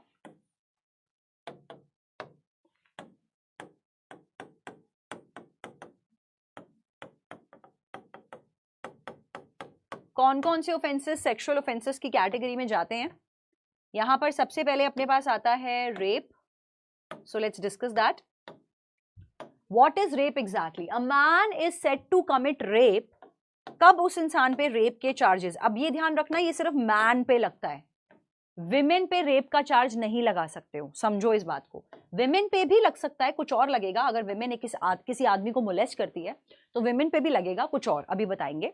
पहले मैन की बात करते हैं कि एक मैन पे रेप के चार्जेस लगते हैं व्हेन ही पेनिट्रेट्स हिज पीनस, जो उसका पीनस बायोलॉजिकल ऑर्गन है, जब वो पेनिट्रेट करता है किसी भी एक्सटेंट तक विमेन के वजाइना में या उसके माउथ में। Urethra is your anal area, जो बैक एरिया होता है, anus and urethra of a woman, या मेक्स हर टू डू और एनी अदर पर्सन, या किसी और के साथ उसके साथ ये करवाता है, या फिर वो इंसर्ट करता है किसी भी एक्सटेंट तक कोई भी ऑब्जेक्ट, जैसे कि निर्भया केस में हुआ था, उन्होंने रॉड पेनिट्रेट करी थी उस बेचारी के साथ। तो कोई ऑब्जेक्ट पेनिट्रेट करता है और a part of the body, part of the body का मतलब है फिंगर यूज करना या कुछ भी चीजें ऐसी करना, नॉट बीइंग पेनिस के अलावा विमेन के वजाइना में, यूरेथ्रा में या एनस में। यहां पर माउथ नहीं है, ये ध्यान रखना। तो माउथ है तो penis has to be there. या वो मैनिपुलेट करता है किसी भी part of the body of women को, जिस वजह से वो penetration is important, vagina, urethra, anus या any part of the body, ठीक है, अपना माउथ अप्लाई करता है, और है हर जगह, याद रखना ये सब अलग अलग तरीके हैं रेप करने के, या वो अपना माउथ अप्लाई कर रहा है विमेन के वजाइना पे, एनस पे, यूरेथ्रा पर अपना माउथ अप्लाई करता है, तो भी रेप में आ जाएगा। सर्कमस्टांसेस ये सब रेप में आते हैं कब? जब आपने ये चीजें करी हैं किसी भी लेडी के साथ, लड़की के साथ, उसकी मर्जी के बिना, उसके कंसेंट के बिना। उसने कंसेंट दिया था, लेकिन वो कंसेंट आपने कैसे लिया था? उसको डरा धमका कर या मौत का भय देकर कि बहुत मारूंगा, जान से मार दूंगा, अभी मेरे साथ सेक्स कर, और तब आपने किया, तब भी वो रेप होगा कि उसका कंसेंट तो है लेकिन आपने कंसेंट जोर जबरदस्ती कोअर्जन से लिया है। या उसका कंसेंट तो था लेकिन ये तब कंसेंट था जब उसको लगा कि आप उसके हस्बैंड हो और वो आपकी बीवी है। ये कब होता है? In the example of a blind women, अगर वो विमेन अंधी है, उसको नहीं दिख रहा है कि ये मेरा हस्बैंड है, या फिर कोई अनसाउंड विमेन है, वो अनसाउंड विमेन को पता ही नहीं है कि ये मेरा पति नहीं है, तो आपने झूठ बगाया कि मैं तेरा पति हूं, मेरे से तेरी शादी हुई है, फिर आपने अगर सेक्सुअल एक्टिविटी करी तो भी रेप में आ जाएगा। विद हर कंसेंट, आपने उसका कंसेंट लिया लेकिन कंसेंट के टाइम पर वो अनसाउंड थी या इंटॉक्सिकेटेड थी। अगर लड़की नशे में है, आपने कंसेंट लेके सेक्स किया तो भी रेप लग जाएगा। वो लड़की बोल सकती है मैं नशे में थी। अनसाउंड, वो लड़की अनसाउंड है, मेंटली स्टेबल नहीं है, तब आपने उसका कंसेंट लेके अगर सेक्स किया तो भी वो रेप में आ जाएगा। सो और दीज एडमिनिस्ट्रेशंस इम्पर्सनली, या फिर आपने उसको कोई ऐसा ड्रग दे दिया जिससे वो नशे में आ गई और तब आपने उसका कंसेंट लिया। अगर आपने उसका कंसेंट लिया नहीं लिया, ये मैंने किडनैपिंग में भी बताया था, अगर लड़की अंडर 18 एज की है तो उसका कंसेंट मैटर नहीं करता, आप पर रेप ही लगेगा। 17 साल की लड़की के साथ अगर आप कंसेंशुअल सेक्स करोगे तो भी रेप ही बन जाएगा। विद और without her consent when she is under 18, when she is unable to communicate the consent, मतलब example of a mute women, एक लड़की जो गूंगी है, अपना कंसेंट दे ही नहीं सकती, अगर आपने उसके साथ किया तो भी रेप होगा। तो ये सब चीजें आपकी रेप में आ जाती हैं। Is that clear to everyone? A quick thumbs up please. Clear हो गया है सबको? यहां से आपका नेक्स्ट शुरू हो जाता है, दैट इज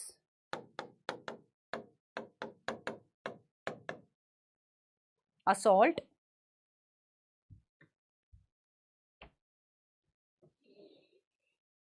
ठीक कह रहे हो त्रिशा, आई वुड से कि यूज द फेमिनिज्म जहां पर रिक्वायर्ड है। जो लोग सही हैं, जिनके अगेंस्ट फेमिनिज्म यूज करने की आवश्यकता नहीं है, जो लोग जेन्युइन हैं, सही हैं, वहां पर सूडो फेमिनिज्म फालतू में डालने की जरूरत नहीं होती। तो I believe both of the kind of people are there in the market.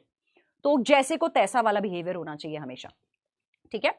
Okay, whoever assaults or uses a criminal force on any women, कि आप जब विमेन को असॉल्ट करते हो या क्रिमिनल फोर्स इस्तेमाल करते हो विमेन के लिए, ताकि आप उसको बेइज्जत कर सको, उसकी मोडेस्टी मतलब उसकी इज्जत के साथ खिलवाड़ कर सको, मार्केट में बोलो कि यार ये तो ऐसी है, तो वैसी है, गालियां दे रहे हो गंदी गंदी उसके ऑफिस प्लेस पे उसको, जो उसकी मोडेस्टी को आउटरीच करेगी। इस केसेस में अगर आप ऐसा किसी भी औरत के साथ करते हो तो आपको सजा मिलेगी, which can extend to 5 years। नहीं, आपको मिल जाएंगे क्लास नोट्स, अफान बाद में बना लेना। इसके बाद आता है a man committing any of the following acts. ये सब कुछ इस केस में आपका बन जाएगा सेक्सुअल हरासमेंट। ये नेक्स्ट शुरू हो गया। रेप नहीं होता, बस इसमें समझ लो कि आपने सेक्सुअल एक्टिविटी कुछ नहीं करी है, लेकिन सेक्स करने के लिए ही आपने उसको हरास किया है, ऐसा ही कुछ। सेक्सुअली हरासमेंट कैसे करते हो? सेक्सुअल हरासमेंट, सेक्सुअल हरासमेंट होगा जब आप फिजिकल कांटेक्ट और एडवांसेस दे रहे हो, अनवेलकमिंग जेस्चर्स और एक्सप्लिसिट सेक्सुअल ओवरचर्स दे रहे हो, दूर से ऐसे कमेंट्स मार रहे हो कि ओहो करना है क्या कुछ, या मतलब बहुत गंदे सेक्सुअल कमेंट्स मार रहे हो, या उसको टच कर रहे हो, गलत जगह टच कर रहे हो, इस तरह से नॉर्मल टचिंग भी सेक्सुअल हरासमेंट में आती है। आप उससे डिमांड कर रहे हो, रिक्वेस्ट कर रहे हो कि यार सेक्सुअल फेवर्स दे दो मुझे, तो भी हरासमेंट में जाएगा। आप उसको पोर्नोग्राफी दिखा रहे हो और उसने कहा है मुझे नहीं देखनी है, मर्जी के बिना अगर आप उसको पॉर्न दिखा रहे हो तो भी ये यहां पर आपका हरासमेंट में जाएगा। आप उसको ऐसे कमेंट मार रहे हो जो सेक्सुअली कलर्ड रिमार्क्स हैं, जो सेक्स कलर्ड रिमार्क्स हैं, आप वो दे रहे हो तो भी सेक्सुअल हरासमेंट में आता है। तो यहां पर सजा सेक्सुअल हरासमेंट की मिल जाती है। अन्वेष, बाद में आपको क्लास नोट्स मिल जाएंगे, सिर्फ रीडिंग कर लोगे, समझ लोगे, दैट्स मोर देन इनफ। अलग से नोट्स बनाने की इसकी रिक्वायरमेंट नहीं होगी। And the last one is, यहां पर आपका आ जाता है वॉयरिज्म, जो दृश्यम मूवी में होता है।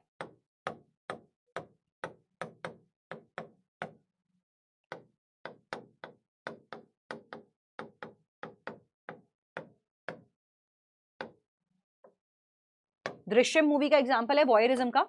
वॉयरिज्म होता है कि जब इंसान कोई भी प्राइवेट एक्टिविटी कर रहा है, कि जैसे कोई नहा रहा है या कोई कपड़े चेंज कर रहा है या कोई सेक्सुअल एक्टिविटी कर रहा है, ये चीजें करते हुए आप उसको या तो देख रहे हो, वो भी वॉयरिज्म है, सजा मिलेगी। आप उसकी फोटो खींच रहे हो, वो भी वॉयरिज्म है, सजा मिलेगी। आप उसकी वीडियो बना रहे हो, वो भी वॉयरिज्म है, सजा मिलेगी। और आप खींच के लोगों को आगे फॉरवर्ड कर रहे हो फोटोज, या खींच के वीडियोज आगे भेज रहे हो, ये सब कुछ वॉयरिज्म में आता है अगर इंसान कोई प्राइवेट एक्टिविटी कर रहा है। तो whoever watches captures the images of a woman जो एक प्राइवेट एक्ट में इन्वॉल्व है, इस केसेस में expectations of not being observe जहां पर ऐसा है, तो परपेट्रेटर अगर ऐसे में वो सब चीजें करता है या आगे इंफॉर्मेशन को शेयर करता है, तो इस केसेस में वॉयरिज्म की सजा मिल जाती है। Is that clear? स्टॉकिंग भी आएगा अभी। ये रहा देखो वॉयरिज्म, ये रहा वॉचिंग, कैप्चरिंग द इमेज और इवन डिस्ट्रीब्यूटिंग द इमेज। आप देख रहे हो, आप देख रहे हो, या आप फोटो खींच रहे हो, या आप आगे डिस्ट्रीब्यूट कर रहे हो फोटोज को। तीनों ही केसेस में ये राइट, बिल्कुल ठीक कह रहे हो शदाब। मॉम मूवी का एग्जाम्पल है। यहां पर आगे आपका स्टॉकिंग। स्टॉकिंग अभी बच्चे पूछ रहे थे, स्टॉक करना मैरिटल रेप को अभी तक पनिशेबल नहीं बनाया गया है सौरभ, इंडिया में। तो बस सूरज आपके सामने ही हूं, जैसे पढ़ा रही हूं, हेजिटेशन से पढ़ाऊंगी तो आई डोंट थिंक किसी को समझ भी आ पाएगा। सो जैसे पढ़ाना था बस वही था। हाँ वो भी आ रही हूँ बेटा, आ रही हूँ शाम भी उस पर भी। तो स्टॉकिंग होती है किसी को फॉलो करना, तो ऑनलाइन ऑफलाइन दोनों स्टॉकिंग पनिशेबल है। ऑनलाइन या ऑफलाइन अगर आप किसी को स्टॉक करते हो, ऑनलाइन करते हो तो साइबर क्राइम में जाएगा। स्टॉक करना मतलब जबरदस्ती उसका बार बार पीछा करना, वो मना कर रही है उससे बातचीत करने की कोशिश करना, या ऑनलाइन कर रहे हो तो बार बार मेल करना, डीएम्स करना, इंस्टाग्राम व्हाट्सएप पे परेशान करना, बार बार कॉल्स करना, ये सब कुछ आपका इस केस में आएगा स्टॉकिंग में। या बार बार उसकी एक्टिविटीज को मॉनिटर करना, उसके पीछे जासूस भेजना या खुद उसका पीछा करना, ये सब कुछ स्टॉकिंग में आ जाता है और ये भी पनिशेबल होगा आपका। जैसे कि ये लिखा आपके सामने यहां पर कि कोई भी मैन, ये सिर्फ मैन के लिए पनिशेबल बनाया गया अभी तक तो, कि अगर कोई औरत को फॉलो कर रहा है, बार बार कांटेक्ट कर रहा है, बार बार उससे बातें करना चाहता है, जबकि लड़की ने क्लियरली मना कर दिया है, या उसकी एक्टिविटीज को इंटरनेट पे, ये आपका ऑनलाइन हो गया। ऑनलाइन कर रहे हो अगर आप ये सब चीजें कर रहे हो, नॉट अमाउंट टू स्टॉकिंग तब होगा if it purpose for the preventing और डिटेक्टिंग अ क्राइम। ये एक्सेप्शंस हैं, जब हम लोग इस एक्सेप्शंस के तहत हम बोलते हैं कि स्टॉकिंग नहीं लगेगा। कब नहीं लगता स्टॉकिंग? जब आप ये चीजें इसलिए कर रहे हो क्योंकि आपने कोई क्राइम होने से बचाना चाहते हो। आप सोच रहे हो इस औरत के साथ कुछ क्राइम हो सकता है, मैं इसको बचाना चाहता हूं, इस केस में रिस्पॉन्सिबिलिटी आपको लगती है। या फिर अगर आप एक लॉ ऑफिसर हो और आपको पुलिस वालों ने बोला है कि आप इस तरह से लड़की का पीछा वगैरह करो, तो भी कोई दिक्कत नहीं होती है। इन अ पर्टिकुलर सर्कमस्टांसेस जहां पर आपको लगता है कि पीछा करना बिल्कुल जस्टिफाइड था, आपको लगा वो लड़की चोर है, आपके घर से कुछ चुरा के भागी होगी, तो बिल्कुल उस टाइम पे पीछा करना रीजनेबल है, जस्टिफाइड है, तो इस केस में जब आप स्टॉकिंग करते हैं तो सजा मिलती है अप टू 3 years, और अगर आपको दोबारा आपको अरेस्ट करा गया सेम ऑफेंस के लिए तो 5 साल तक की भी सजा मिल जाती है।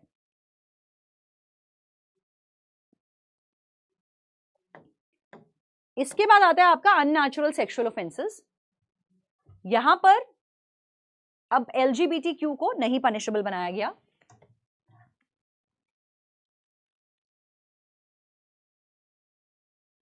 डेफिनेटली सही कह रहे हो आप, it will eventually come into force. Unnatural sexual offences कब कब आते हैं? Number 1, if a woman is molesting a man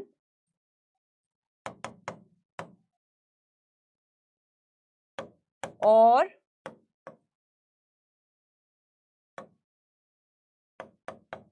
any person sexually molesting any animal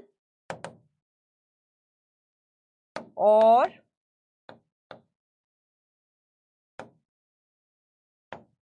man engaging in anal intercourse with woman. Unnatural sexual offences का मतलब है, हाँ, यहां से LGBTQ को हटा दिया गया है। पहले यहां पे LGBTQ भी हुआ करता था, LGBTQ कम्युनिटी पहले यहां होती थी, लेकिन अब इनको हटा दिया गया है यहां से। पहले LGBT कम्युनिटी को डीक्रिमिनलाइज कर दिया था सेक्शन 377 को, नवतेज सिंह जौहर केस में। क्योंकि उससे पहले तक होता था कि अगर कोई दो लड़कियां आपस में सेक्सुअली इन्वॉल्व है तो इसका मतलब वो क्राइम है, लेस्बियन है। क्योंकि दो लड़के अगर सेक्सुअली इन्वॉल्व हैं, अगर वो गे हैं, तो इसको क्राइम माना जाता था, उनको सजा मिलती थी। लेकिन अब सबको बोला गया कि सबको अपनी सेक्सुअल प्रेफरेंसेस सेलेक्ट करने का पूरा पूरा हक है, तो लेस्बियन गे कम्युनिटीज को यहां से निकाल दिया गया। लेकिन ये वाले अभी भी पनिशेबल हैं। ये सब चीजें अभी भी आपकी अननेचुरल सेक्सुअल ऑफेंसेस में आती हैं। क्या है ये चीजें? अगर कोई औरत एक आदमी को मोलेस्ट कर रही है, women does not have a penis, तो विमेन आदमी को कैसे मोलेस्ट कर सकती है? एनल इंटरकोर्स कर सकती है लड़के के साथ, रॉड इंसर्ट कर सकती है, या इस तरीके की कुछ भी गलत हरकत करना एक आदमी के साथ अगर औरत कर रही है, या एक आदमी ही आदमी के साथ कर रहा है, तो भी ये लगेगा। नंबर 2, अगर आप किसी एनिमल के साथ ऐसा कर रहे हो, कोविड में बहुत सुनने में आया था कि लोगों ने एक लिजर्ड का रेप कर दिया, लोगों ने गाय का रेप कर दिया, लोगों ने bitch, that is the female of dog, उसका रेप कर दिया, तो वहां पर भी ये वाला ऑफेंस लग जाता है। अगर कोई भी आदमी अपनी वाइफ के साथ, या वाइफ वैसे मैरिटल रेप अभी पनिशेबल नहीं है, अगर कोई भी आदमी किसी लड़की के साथ जो उसकी वाइफ नहीं है उसके साथ एनल इंटरकोर्स करता है, वैजिनल इंटरकोर्स नहीं, एनल इंटरकोर्स, जो अननेचुरल माना जाता है, तो उस केस में भी अननेचुरल सेक्सुअल ऑफेंसेस की सजा मिल जाती है। Adarsh, but we have to, law के नेगेटिव साइड्स भी हैं, ग्रे एरियाज भी हैं, ब्लैक एरियाज भी हैं, पढ़ना तो सारे एरियाज को ही पड़ेगा। मैरिज अभी इंडिया में लीगलाइज नहीं हुई है प्रियानी, सिर्फ रिलेशनशिप लीगलाइज हुआ है। इंडिया में मैरिज लीगलाइज नहीं है। अगर इंडिया में दो लेस्बियन लड़कियां शादी करेंगी या दो गे लड़के शादी करना चाहेंगे, तो इंडिया में उनकी मैरिज वैलिड मैरिज नहीं है। अब मैरिज वैलिड नहीं है तो मैरिज के बाद के जो हक होते हैं, जो राइट्स होते हैं, रिस्पॉन्सिबिलिटीज होते हैं, वो मैटर नहीं करते इंडिया में। तो मैरिज लीगलाइज नहीं करी है इंडिया में, आपका रिलेशनशिप लीगलाइज कर दिया है, रिलेशनशिप अलाउ कर दिया है। ओके, थर्ड पॉइंट कौन सा? Third, man engaging in anal intercourse. यहां पर नेहा, कि अगर कोई भी आदमी किसी लड़की के साथ एनल इंटरकोर्स करता है, anal is like the back side of the area, तो एनल इंटरकोर्स अगर करता है तो उस केस में यस सजा मिलती है। हाँ जी सिमरन, लॉजिकल रीजनिंग की।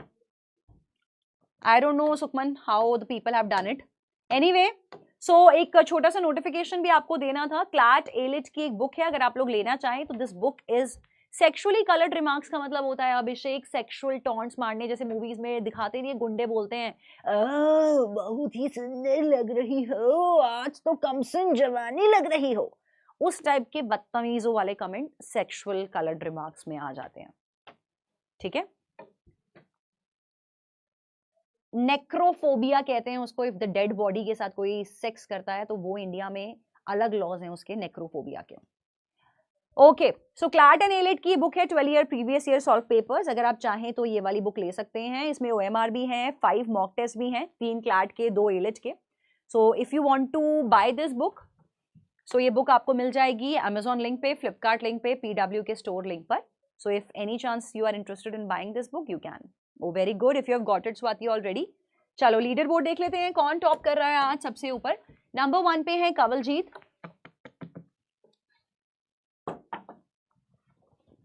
Video call, video call.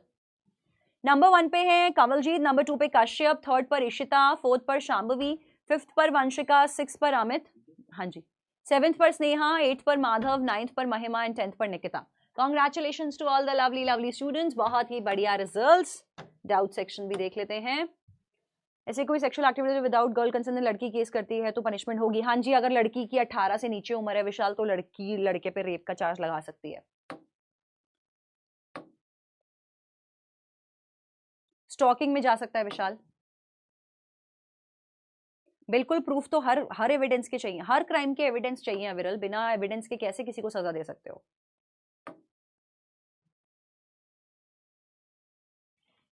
नहीं, विमेन के लिए अभी तक ये पनिशेबल फिलहाल के लिए नहीं बनाया गया आदर्श। विमेन को स्टॉकिंग में मिल जाती है पनिशमेंट ऑनलाइन वाली, छोड़ दो सूडो फेमिनिज्म वाली बात।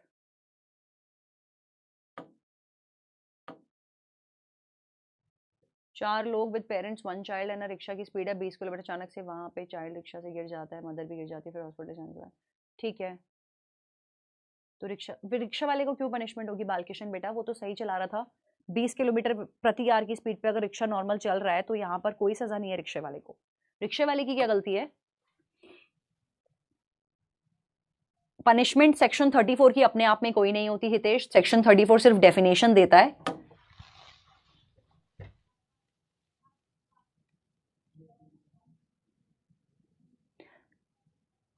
तो 5 ही लोगों पे कॉमन इंटेंशन की सजा होगी रवनीत, क्योंकि एक्टिव पार्टिसिपेशन चाहिए होता है सब मेंबर्स का।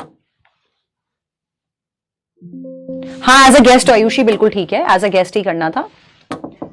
आई डोंट नो ये बुक का कौन सा चैप्टर है, आपको पढ़ना तो है ही। लेकिन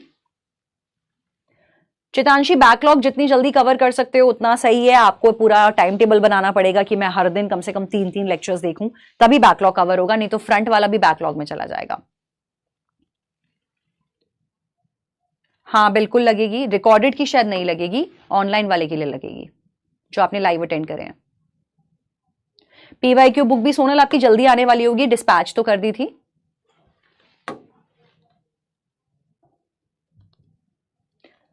किसी भी ऑफेंस को जॉइंट लाइबिलिटी में डाल सकते हैं वैदेही। मैंने कहा था कि जब 4 लोग मिलके, 2 या 2 से ज्यादा लोग मिलके किसी भी क्राइम को अंजाम देते हैं, क्राइम में से dacoity, robbery, theft, extortion, murder कोई भी हो सकता है, तो अगर मिलके लोग करते हैं तो सबको सेम सजा मिलेगी। डेकॉइटी बाय डिफॉल्ट हाँ आपका जॉइंट लाइबिलिटी के ऑफेंसेस का पार्ट है, एग्जाम्पल है। देख सकते हो Hitesh, that is totally as per you बेटा, आपको क्या कंफर्टेबल होता है। दीक्षा, इसके लिए आपकी देखो हम लोगों ने दोबारा से ऑर्डर क्रिएट कर दिया है, काफी सारी बुक्स दोबारा डिस्पैच करी हैं, तो आई होप आपकी बुक्स जल्दी आप तक पहुंच जाएंगी विद इन अ वीक और 10 में भी। Preeti, same thing for you also बेटा।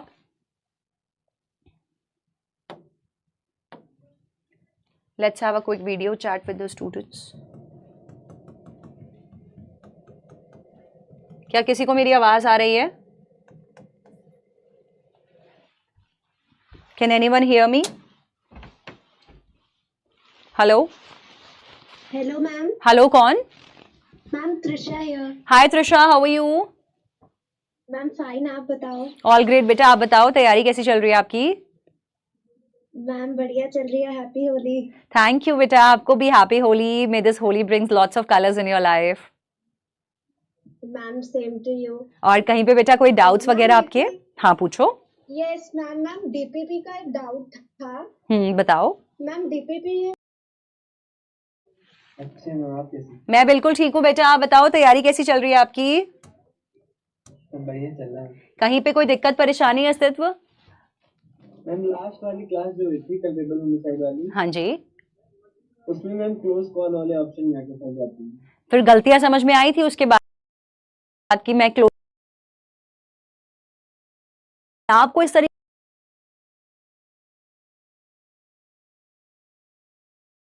ब्रांचू आपकी यस मैम। लॉजिकल भी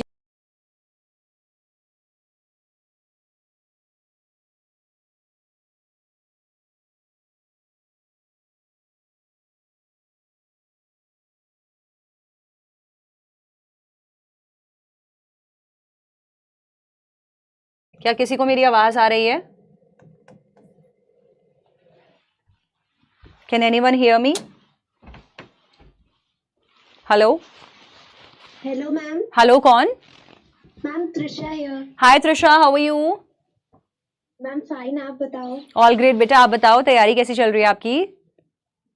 मैम बढ़िया चल रही है, हैप्पी होली। थैंक यू बेटा, आपको भी happy Holi. May this Holi brings lots of colours in your life.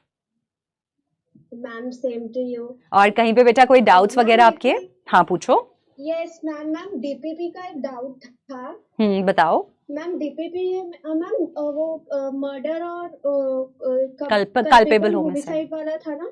Yes ma'am. Ma'am उसमें क्या था कि आपने बताया था ना कि मतलब मर्डर डेथ हो गई हो पर्सन की तो मर्डर होता है, और डेथ नहीं हुई हो तो कल्पेबल हो। नहीं कुछ था ऐसा मतलब? नहीं नहीं नहीं नहीं, ऐसा कुछ भी नहीं था। मैंने बोला था जब किसी की मृत्यु हो जाती है तो 3 में से एक ऑफेंस लगेगा, या तो कल्पेबल या मर्डर या डेथ बाय नेग्लिजेंस, पर मृत्यु होना जरूरी है इन तीनों के लिए। अगर इंसान बच जाता है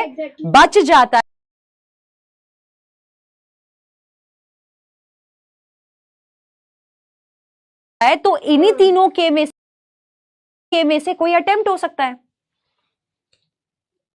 यस मैम। मैम तो उसमें ऐसे ही था कि वो उसमें आप चेक करना उसकी डीपीपी में ऐसा वो पर्सन की डेथ नहीं हुई थी तो भी मर्डर का वो उस पे वो कर दिया था, चार्ज लगा दिया था। अटेम्प्ट का आंसर तो नहीं था उसमें। कौन सा डीपीपी है? मर्डर वाला डीपीपी है। Yes ma'am. क्वेश्चन नंबर था, मैं क्वेश्चन भूल गई। क्वेश्चन नंबर एक बार आप मुझे बता देते तो बेटर रहता। मैम मैंने तो ना चेक नहीं करा क्योंकि मेरे को ऐसे अनएक्सपेक्टेड था कि वीडियो कॉल आ जाएगा। अच्छा ओके, लेट मी चेक एक बार। अभी लेक्चर 8 का डीपीपी होगा ना? Yes ma'am. लेक्चर 8 का डीपीपी ये रहा, मिल गया मेरे को। कौन सा क्वेश्चन? पर्सन डाइज है, dies dies dies dies dies dies. हाँ बिल्कुल ठीक चल रहा है। 6th है शायद question, survives the fall. 6th में बच रहा है वो इंसान। 6th का तो आंसर भी है no because Shyam survive the fall indicating absence of likely to cause. 6 का तो आंसर सही दिया हुआ है क्योंकि 6 में मरा नहीं है। 7th में भी मर रहा है, 8th में भी मर गया, 9th में भी मर गया है, 10th में भी। 6th क्वेश्चन में ही नहीं मरा है। Priya Trisha are you there? Yes ma'am. Question number 6 में मैंने चेक किया है, वहीं पर डेथ नहीं हुई है, सिर्फ बाकी के 9 के 9 क्वेश्चंस में डेथ हो रही है और 6 क्वेश्चंस में डेथ नहीं हो रही है, नंबर 6 क्वेश्चन में। और वहां पर आंसर भी यही है कि नहीं, डेथ के लिए लायबल नहीं होगा। मैम फिर शायद वो इंफिनिटी में होगा क्वेश्चन। मैं फिर क्वेश्चन चेक करके नेक्स्ट एक बार चेक करके मुझे हाँ बताना। अगर ऐसा था डेथ नहीं हो रही थी तो रिस्पॉन्सिबल नहीं होगा। फिर उस केस में एक बार दोबारा क्वेश्चन देखना, फिर उस केस में आंसर का की गलत होगा। अगर डेथ नहीं हुई है तो फिर बच गया है। ठीक है? Okay okay ma'am. Okay okay Trisha, all the best. Thank you, ma'am. Welcome बच्चे, टेक केयर, वेलकम। और कोई है लाइन पर? Hello, good evening. हाय अतुल्य, हाउ आर यू? मैं बिल्कुल ठीक हूँ। अतुल्य आप बताओ, कहीं कोई बेटा दिक्कत परेशानी आ रही है? जी मैम, एक क्वेश्चन था मैम, ये मॉक्स का क्या करूं मैम? कि मैं अभी जो सेक्शनल टेस्ट हर संडे को मिल रहे हैं वही करूं कि अपने से भी अलग से मॉक्स कुछ प्रैक्टिस करूं? आई वुड से अगर आपको मॉक्स मिल जा रहे हैं अभी, जैसे टेलीग्राम चैनल्स पे बहुत जगह पे फ्री ऑफ कॉस्ट मॉक्स होते हैं, तो हफ्ते का एक मॉक लगाना स्टार्ट कर सकते हो। दैट्स अ गुड टाइम, कर लो एक बार, क्योंकि ना अभी आपको 120 क्वेश्चंस को करने के लिए प्रिपेयर होना है। तो अभी से धीरे धीरे आदत डालोगे तो सही होगा, तो डाल लो आदत, कर लो। बट क्या प्रॉब्लम आ रहा है कि जैसे अभी लीगल रीजनिंग 2 में मैम ने टॉट्स लॉ स्टार्ट किया है, बट जब मैं ये मॉक्स लगाने जाता हूँ तो उसमें टॉट्स वो चीजें तो होंगी यहाँ पर आपके लिए, बिल्कुल होगा तो ले, क्योंकि अभी सिलेबस हुआ है 20% और मॉक में आएगा 100%। तो वो जो 80% है वो आपको दिमाग लगा के करना है। और दिमाग कैसे लगाना है, आपको इतना तो बेस समझ में आ गया कि पैसेज समझकर ही आंसर को करना है, राइट? तो आप बल्कि इस चीज के लिए प्रिपेयर्ड रहोगे। पेपर में जब आप लीगल रीजनिंग का पेपर करोगे तो डेफिनेटली 1 या 2 पैसेजेस पेपर में अतुल्य पक्का आएंगे जो शायद आपने क्लास में कहीं नहीं पढ़े होंगे, क्योंकि वो कोई करंट लीगल न्यूज दे देंगे, कोई लेटेस्ट लीगल जजमेंट दे देंगे, कोई न्यूज़पेपर का आर्टिकल उठा लेंगे। तो वहां पर क्या करोगे उस टाइम पे? पैसेज समझ के ही आंसर करोगे, पैसेज के इंफॉर्मेशन के बाहर का तो आंसर नहीं निकालना होता। तो बेसिक ट्रिक अगर आपको पता है तो keep on solving, that will actually help you to prepare for the unseen वाले सिनेरियोज आल्सो। ठीक है? जो लाइक मॉक्स का जो बुक दिया हुआ है उससे भी प्रैक्टिस कर सकते हैं। हाँ, अगर आपके पास ऑलरेडी कंटेंट बुक्स के फॉर्मेट में है तो वहां से कर लो। मतलब कहने का मतलब है मॉक्स प्रैक्टिस करना शुरू कर दो, हफ्ते का एक मॉक प्रैक्टिस करना स्टार्ट कर दो। ठीक है, चलो, all the best, take care, welcome बेटा। Good evening ma'am. Good evening, कौन? हेलो। गुड इवनिंग किसी गर्ल ने बोला था गुड इवनिंग मैम, कौन? Nargis. Hi Nargis, how are you? I am fine ma'am, how are you? आप बताओ बेटा, तैयारी कैसी चल रही है?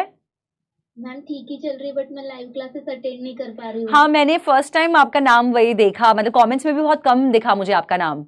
किस वजह से दिक्कत आ रही है बेटा? मैम इवनिंग में मतलब मेरे बोर्ड्स के कोचिंग होते हैं, उस वजह से फिर मैं लाइव क्लासेस अटेंड नहीं कर पाती हूँ। अच्छा, तो फिर रिकॉर्डेड देख लेते हो बाद में? बैकलॉग तो नहीं बना लिया बहुत सारा? नहीं, बैकलॉग एक भी नहीं है। चलो, मैं very रिकॉर्डेड good, साथ में very उसी दिन कवर कर लेती हूँ। बहुत सही है। तो क्लैरिटी वगैरह है सारी चीजों की? Yes ma'am, yes. चलो, वेरी गुड है, इसी तरह से अच्छे से करते रहो नरगिस। ऑल द बेस्ट बच्चे, yes ma'am, welcome thank you ma'am. Welcome. Hello ma'am. Hello, कौन? Hello ma'am. Sukhman ma'am. Sukhman, hi Sukhman, how are you? Fine ma'am, what about you? All great बेटा, आप बताओ तैयारी कैसी चल रही है आपकी? तैयारी तो मैम अच्छी चल रही है, पर आज की क्लास में मैम क्वेश्चंस ही नहीं हुए। कोई बात नहीं, गलती समझ में आई, गलतियां हो जाती है। देखो नया टॉपिक आज पढ़ा था, जरूरी नहीं होता ना कि पहली बार में पढ़ के हम लोग किला फतेह कर लेंगे, बट ये है कि अब प्रैक्टिस करके गलतियां समझ के दोबारा गलतियां नहीं होनी चाहिए जब आप 34 और 149 वाले पैसेजेस को सॉल्व करो। तो आई होप गलतियां were clear to you. Yes ma'am. ठीक है, तो बस प्रैक्टिस करो। पिछली क्लास में बहुत अच्छे से क्वेश्चन हुए आज। And I think you were there on the leaderboard as well in the last class, right? Yes ma'am. हाँ, तो कोई बात नहीं, कभी कभी किसी दिन ऑफ डेज होते हैं, कभी ध्यान नहीं होता, कभी कभी किसी किसी दिन ऐसा थोड़ा डाउन चला जाता है, तो वो डेज चले जाते हैं, बट प्रैक्टिस होनी चाहिए हमेशा। ठीक है, क्लास में एक आध बार कभी नया परफॉर्मेंस लो भी जाता है, वो मैटर नहीं करता। आपके डीपीपी, मॉक्स और सेक्शनल में परफॉर्मेंस अच्छा जाना चाहिए। Good evening ma'am. एग्जाम चल रहे हैं तो फिर क्लासेस का भी हाँ, वो हो जाता होगा, तो भी एग्जाम खत्म करके ना फिर दोबारा से जो भी पीछे का बैकलॉग हुआ है, जो भी रहा है, वो दोबारा से एकदम जल्दी जल्दी करना कवर। Yes ma'am. ठीक है, all the best, take care Sukhman. Thank you ma'am. Welcome. आपको भी बेटा, happy Holi. Good evening ma'am. Good evening. Ma'am I am Pooja Srivastava. Hi Pooja, how are you? Fine ma'am. और तैयारी कैसी चल रही है पूजा? मैम अच्छी चल रही है। कहीं कोई दिक्कत परेशानी? काफी खुश लग रहे हो आप। मैम आज फर्स्ट बार आई ना रिक्वेस्ट। हाँ, ओके, चलो that's very good, that's very good. तैयारी ठीक चल रही है, कहीं कोई दिक्कत वगैरह? No ma'am. सब सही है, चल रहा है बढ़िया बिल्कुल सब? मैम परफॉर्मेंस सही हो रहा है डे बाय बहुत डे। अच्छा है, बहुत अच्छा है। यही होता है यार, हम लोग जब हम लोग स्टार्ट करे होते हैं तो हम इस लेवल पे होते हैं, पढ़ते पढ़ते हमारा लेवल अपने आप ऊपर चला जाता है। बाकी लॉजिकल को प्रैक्टिस रेगुलरली रखना, वरना लॉजिकल नीचे चला जाता है। Yes ma'am. ठीक है, you, चलो ma'am. वेलकम बेटा, all the best, take care. Hello ma'am. Hello कौन? Hello ma'am. एक मिनट, किसी बॉय का आया था। हेलो कौन? हेलो मैम, किसने बोला था हेलो मैम दोबारा? Pranshu ma'am. Pranshu, okay, hi Pranshu, how are you? Ma'am मैं बढ़िया, आप कैसे हो? मैं बिल्कुल ठीक हूँ। आपका बर्थडे है कल? Yes ma'am. Many many happy returns of the day in advance. अच्छे से बर्थडे सेलिब्रेट करना, पूरा देश कल मनाएगा होली आपके बर्थडे पे। Yes ma'am, thank you ma'am. चलो हो बढ़िया। गया मैम हमारे लिए, हाँ तो आपसे हाँ, बात करना। Oh thank you so much. तैयारी ठीक चल रही है प्रांशु आपकी? Yes ma'am. लॉजिकल भी चल रहा है सही, ऑन पॉइंट? हाँ जी मैम, लॉजिकल तो बढ़िया जा रहा है, मतलब उसमें कर तो प्रैक्टिस, पूरे नंबर आ जाते हैं। Very good. प्रैक्टिस कर लेते हो ना, मतलब अलग से भी प्रैक्टिस कर रहे हो? वो रह जाते हैं मैम, पर हम स्टार्ट करेंगे अभी से। चलो करना यार, क्योंकि आगे आगे टॉपिक्स जब बढ़ते चले जाएंगे तो लॉजिकल थोड़ा टफ हो जाता है, प्रैक्टिस से ही हो पाएगा। ठीक है, यस मैम। चलो ऑल द बेस्ट प्रांशु। हाँ पूछो। एक चीज हाँ पूछो। एक वो टॉपिक रहता था हमारा शायद, फाउंड द लॉस्ट ऑब्जेक्ट वाला, क्रिमिनल में। कौन सा टॉपिक रह गया? Found the lost object. Found the lost Property. Object, ये कौन सा है? उसमें प्रॉपर्टी वाले ऑफेंसेस में शायद लिखा हुआ था मैम आपने। नहीं, फाउंड द लॉस्ट ऑब्जेक्ट तो कोई नहीं है। फाउंड द लॉस्ट ऑब्जेक्ट तो वही है ना, क्रिमिनल मिसअप्रोप्रिएशन। जब आपको किसी का लावारिस वस्तु मिल जाती है और आप उसको ले लेते हो अपने पास और मिसयूज कर लेते हो, अपने पास रख लेते हो या बेच देते हो, तो वो क्रिमिनल मिसअप्रोप्रिएशन होता है। Okay okay ma'am. अगर कोई रह गया होगा तो एक बार मुझे आप बता देना नेक्स्ट क्लास में, बट ऑफेंस का नाम बताना एग्जैक्टली। मेरे हिसाब से तो कवर्ड है सारे वैसे। ओके और बाकी जो मैंने करवाए, बिल्कुल ही नहीं करवाए, वो आते नहीं है। जैसे ऐसे बहुत सारे ऑफेंसेस हैं जो आईपीसी में तो हैं लेकिन आपके सिलेबस में नहीं है, तो वो छोड़ दिए। Okay ma'am. Okay, welcome. Thank you so much. Welcome, all the best. Thank you. Good evening, कौन? Namrata. Hi Namrata, how are you? I am good ma'am, how are you? All great बेटा, आप बताओ तैयारी कैसी चल रही है? मैम वैसे तो सब अच्छा ही चल रहा है, लेकिन आज का जैसे आज की क्लास में भी एक चीज हुई, जो वो डी वाला आंसर था ना जिसमें सबसे कम मतलब आंसर्स आए थे। हाँ हाँ हाँ, बहुत रेयर बच्चों के सही हुए थे, वो मोए मोए हो गया था सबका। 149 के लिए वो 5 मेंबर्स चाहिए थे, बच्चों ने 4 को 149 कर दिया था, वो था वो क्वेश्चन। वही मैम, मैं इतनी अंडर कॉन्फिडेंट हूँ, मैंने लिटरली वो आंसर मतलब मैंने टैप कर रखा था कि मुझे यही सबमिट करना है, लेकिन मैंने सबमिट ही नहीं किया, पता नहीं मैंने क्यों नहीं किया। बाद में जब मैंने देखा कि यही आंसर था तो मेरे को लगा कि मैंने करना चाहिए था, कितनी अच्छी मेरी रैंक आती, मैं कभी लीडर बोर्ड पे नहीं आ पाती। कर दिया करो यार ऐसे, यार क्लास ही तो है, सिंपल सी बात है। बात बताओ, क्लास है ना, अगर यहाँ पे आंसर सबमिट हो भी गया अच्छी बात है, तो नाम चमकेगा लीडर बोर्ड में। अगर बुरा भी हुआ तो कुछ हो रहा है, कोई तुम्हारे घर पे रिपोर्ट कार्ड भेज रहा है मम्मी पापा को, कर दिया करो, दिक्कत क्या है, कर दिया करो यार, मस्त करा करो यार, क्योंकि जब तक चांस नहीं लोगे तो पता कैसे चलेगा मैं सही थी या गलत थी। लेकिन ये चीज, ये तुक्केबाजी लेकिन मेन पेपर में मत करना, मॉक्स वगैरह में नेगेटिव मार्किंग वगैरह भी होती है, तो वहां पे मत करना, वहां पे प्रॉपर एनालाइज करके क्वेश्चंस को किया करो। मेरे को लगा कि यही करेक्ट आंसर है, लेकिन हाँ। मैंने फिर भी उसको नहीं किया, पता नहीं, नेक्स्ट टाइम से कॉन्फिडेंस, पता है क्या होता है, कॉन्फिडेंस ना यहाँ से लगा, मतलब समझा के अपने दिमाग को यहाँ पर लाना पड़ता है उंगलियों में। तो अपने आप को इस तरीके से वो करो कि यार कर दूंगी यार, करके देखूंगी, अच्छा करते हुए, नहीं होगा तो गलती समझ में आएगी, कर दिया तो मेरा लीडर बोर्ड पे नाम आ जाएगा। तो नेक्स्ट टाइम से टैप करने को लेके कॉन्फिडेंस चाहिए, क्योंकि अभी कॉन्फिडेंस और बहुत सारी चीजों के लिए चाहिए, तो टैप तो बहुत छोटा पॉइंट है, वहां पे कॉन्फिडेंस लेके आओ, धीरे धीरे आगे भी आ जाएगा। एंड मैम लॉजिकल में मेरा मतलब काफी अच्छा चल रहा है, उसमें मेरे 9 आउट ऑफ 10 है और मेरे को वेरी इतनी खुशी हुई। Good, very nice, very good. तो मतलब प्रैक्टिस चल रही है, थोड़े थोड़े अलग से कर रहे हो प्रैक्टिस? मैम अभी तो फिलहाल एग्जाम्स थे तो उस वजह से मिस हो गया काफी कुछ, मतलब थोड़ा बहुत, लेकिन हाँ अब तो रीस्टार्ट करना है। हाँ, तो कर लेना उसके बाद, और जिस तरह से कर रहे हो इस तरह से और अच्छा करते रहो, और अच्छे अच्छे स्कोर्स आएंगे आपके। ऑल द बेस्ट बेटा, टेक केयर। नम्रता। हेलो कौन? मैम हेलो कौन? अस्तित्व। हाय अस्तित्व, हाउ आर यू? अच्छे मैम, आप कैसे? मैं बिल्कुल ठीक हूँ बेटा, आप बताओ तैयारी कैसी चल रही है आपकी? बढ़िया चल रहा है कहीं पे कोई दिक्कत परेशानी है अस्तित्व? मैम। लास्ट वाली क्लास जो हुई थी कल्पेबल होमिसाइड वाली, हाँ जी। उसमें मैम क्लोज कॉल वाले ऑप्शन में आके फंस जाती है। फिर गलतियां समझ में आई थी उसके बाद कि मैं क्लोज कॉल में फंसा तो किस वजह से फंसा? यस मैम, कभी कभी होता है कि नोट लगा होता है, नहीं दिखा, जल्दी जल्दी करने के चक्कर में गलत कर देते हैं। तो ये दोनों चीजों को अवॉइड करो, सिली मिस्टेक और जल्दी जल्दी नहीं पढ़ना है, सोच समझ के सवाल को पढ़ना है, प्रॉपर पढ़ना है, क्योंकि सिली मिस्टेक हम लोग बोल देते हैं सिली है मिस्टेक, लेकिन मार्क्स तो कटवाएगी ना वो भी। तो सिली मिस्टेक करने से बचो। अगर पता चल गया कि मेरी गलती हो रही है सिली मिस्टेक में, जल्दी जल्दी रीडिंग की वजह से, तो इस चीज का सोल्यूशन यही है कि सिली मिस्टेक करने से बचना है और केयरफुल रीडिंग करनी है। ठीक है, all the best Astitva, take care. Happy Holi आपको भी बेटा। Hello ma'am. हेलो कौन? Ma'am Purvi. Hi Purvi, how are you? Ma'am fine, how are you? All great. आप बताओ बेटा, तैयारी कैसी चल रही है आपकी? मैम अच्छी चल रही है मैम। मैम मेरा पता है सपना था कि मैं आपसे बात करूं। वाह, थैंक यू, मुझे बहुत अच्छा लग रहा है कि थैंक आपसे यू, बात करके। थैंक यू पूर्वी बेटा, मे गॉड ब्लेस यू। तैयारी ठीक चल रही है आपकी? कोई दिक्कत परेशानी कहीं पर? नो मैम, मैम थोड़ा लॉजिकल रीजनिंग में है, बट मैं उसको भी अच्छे से प्रैक्टिस। ऑन एन एवरेज अभी तक कितना % का एक्यूरेसी लेके आ चुके हो, मतलब डीपीपी वगैरह सेक्शनल?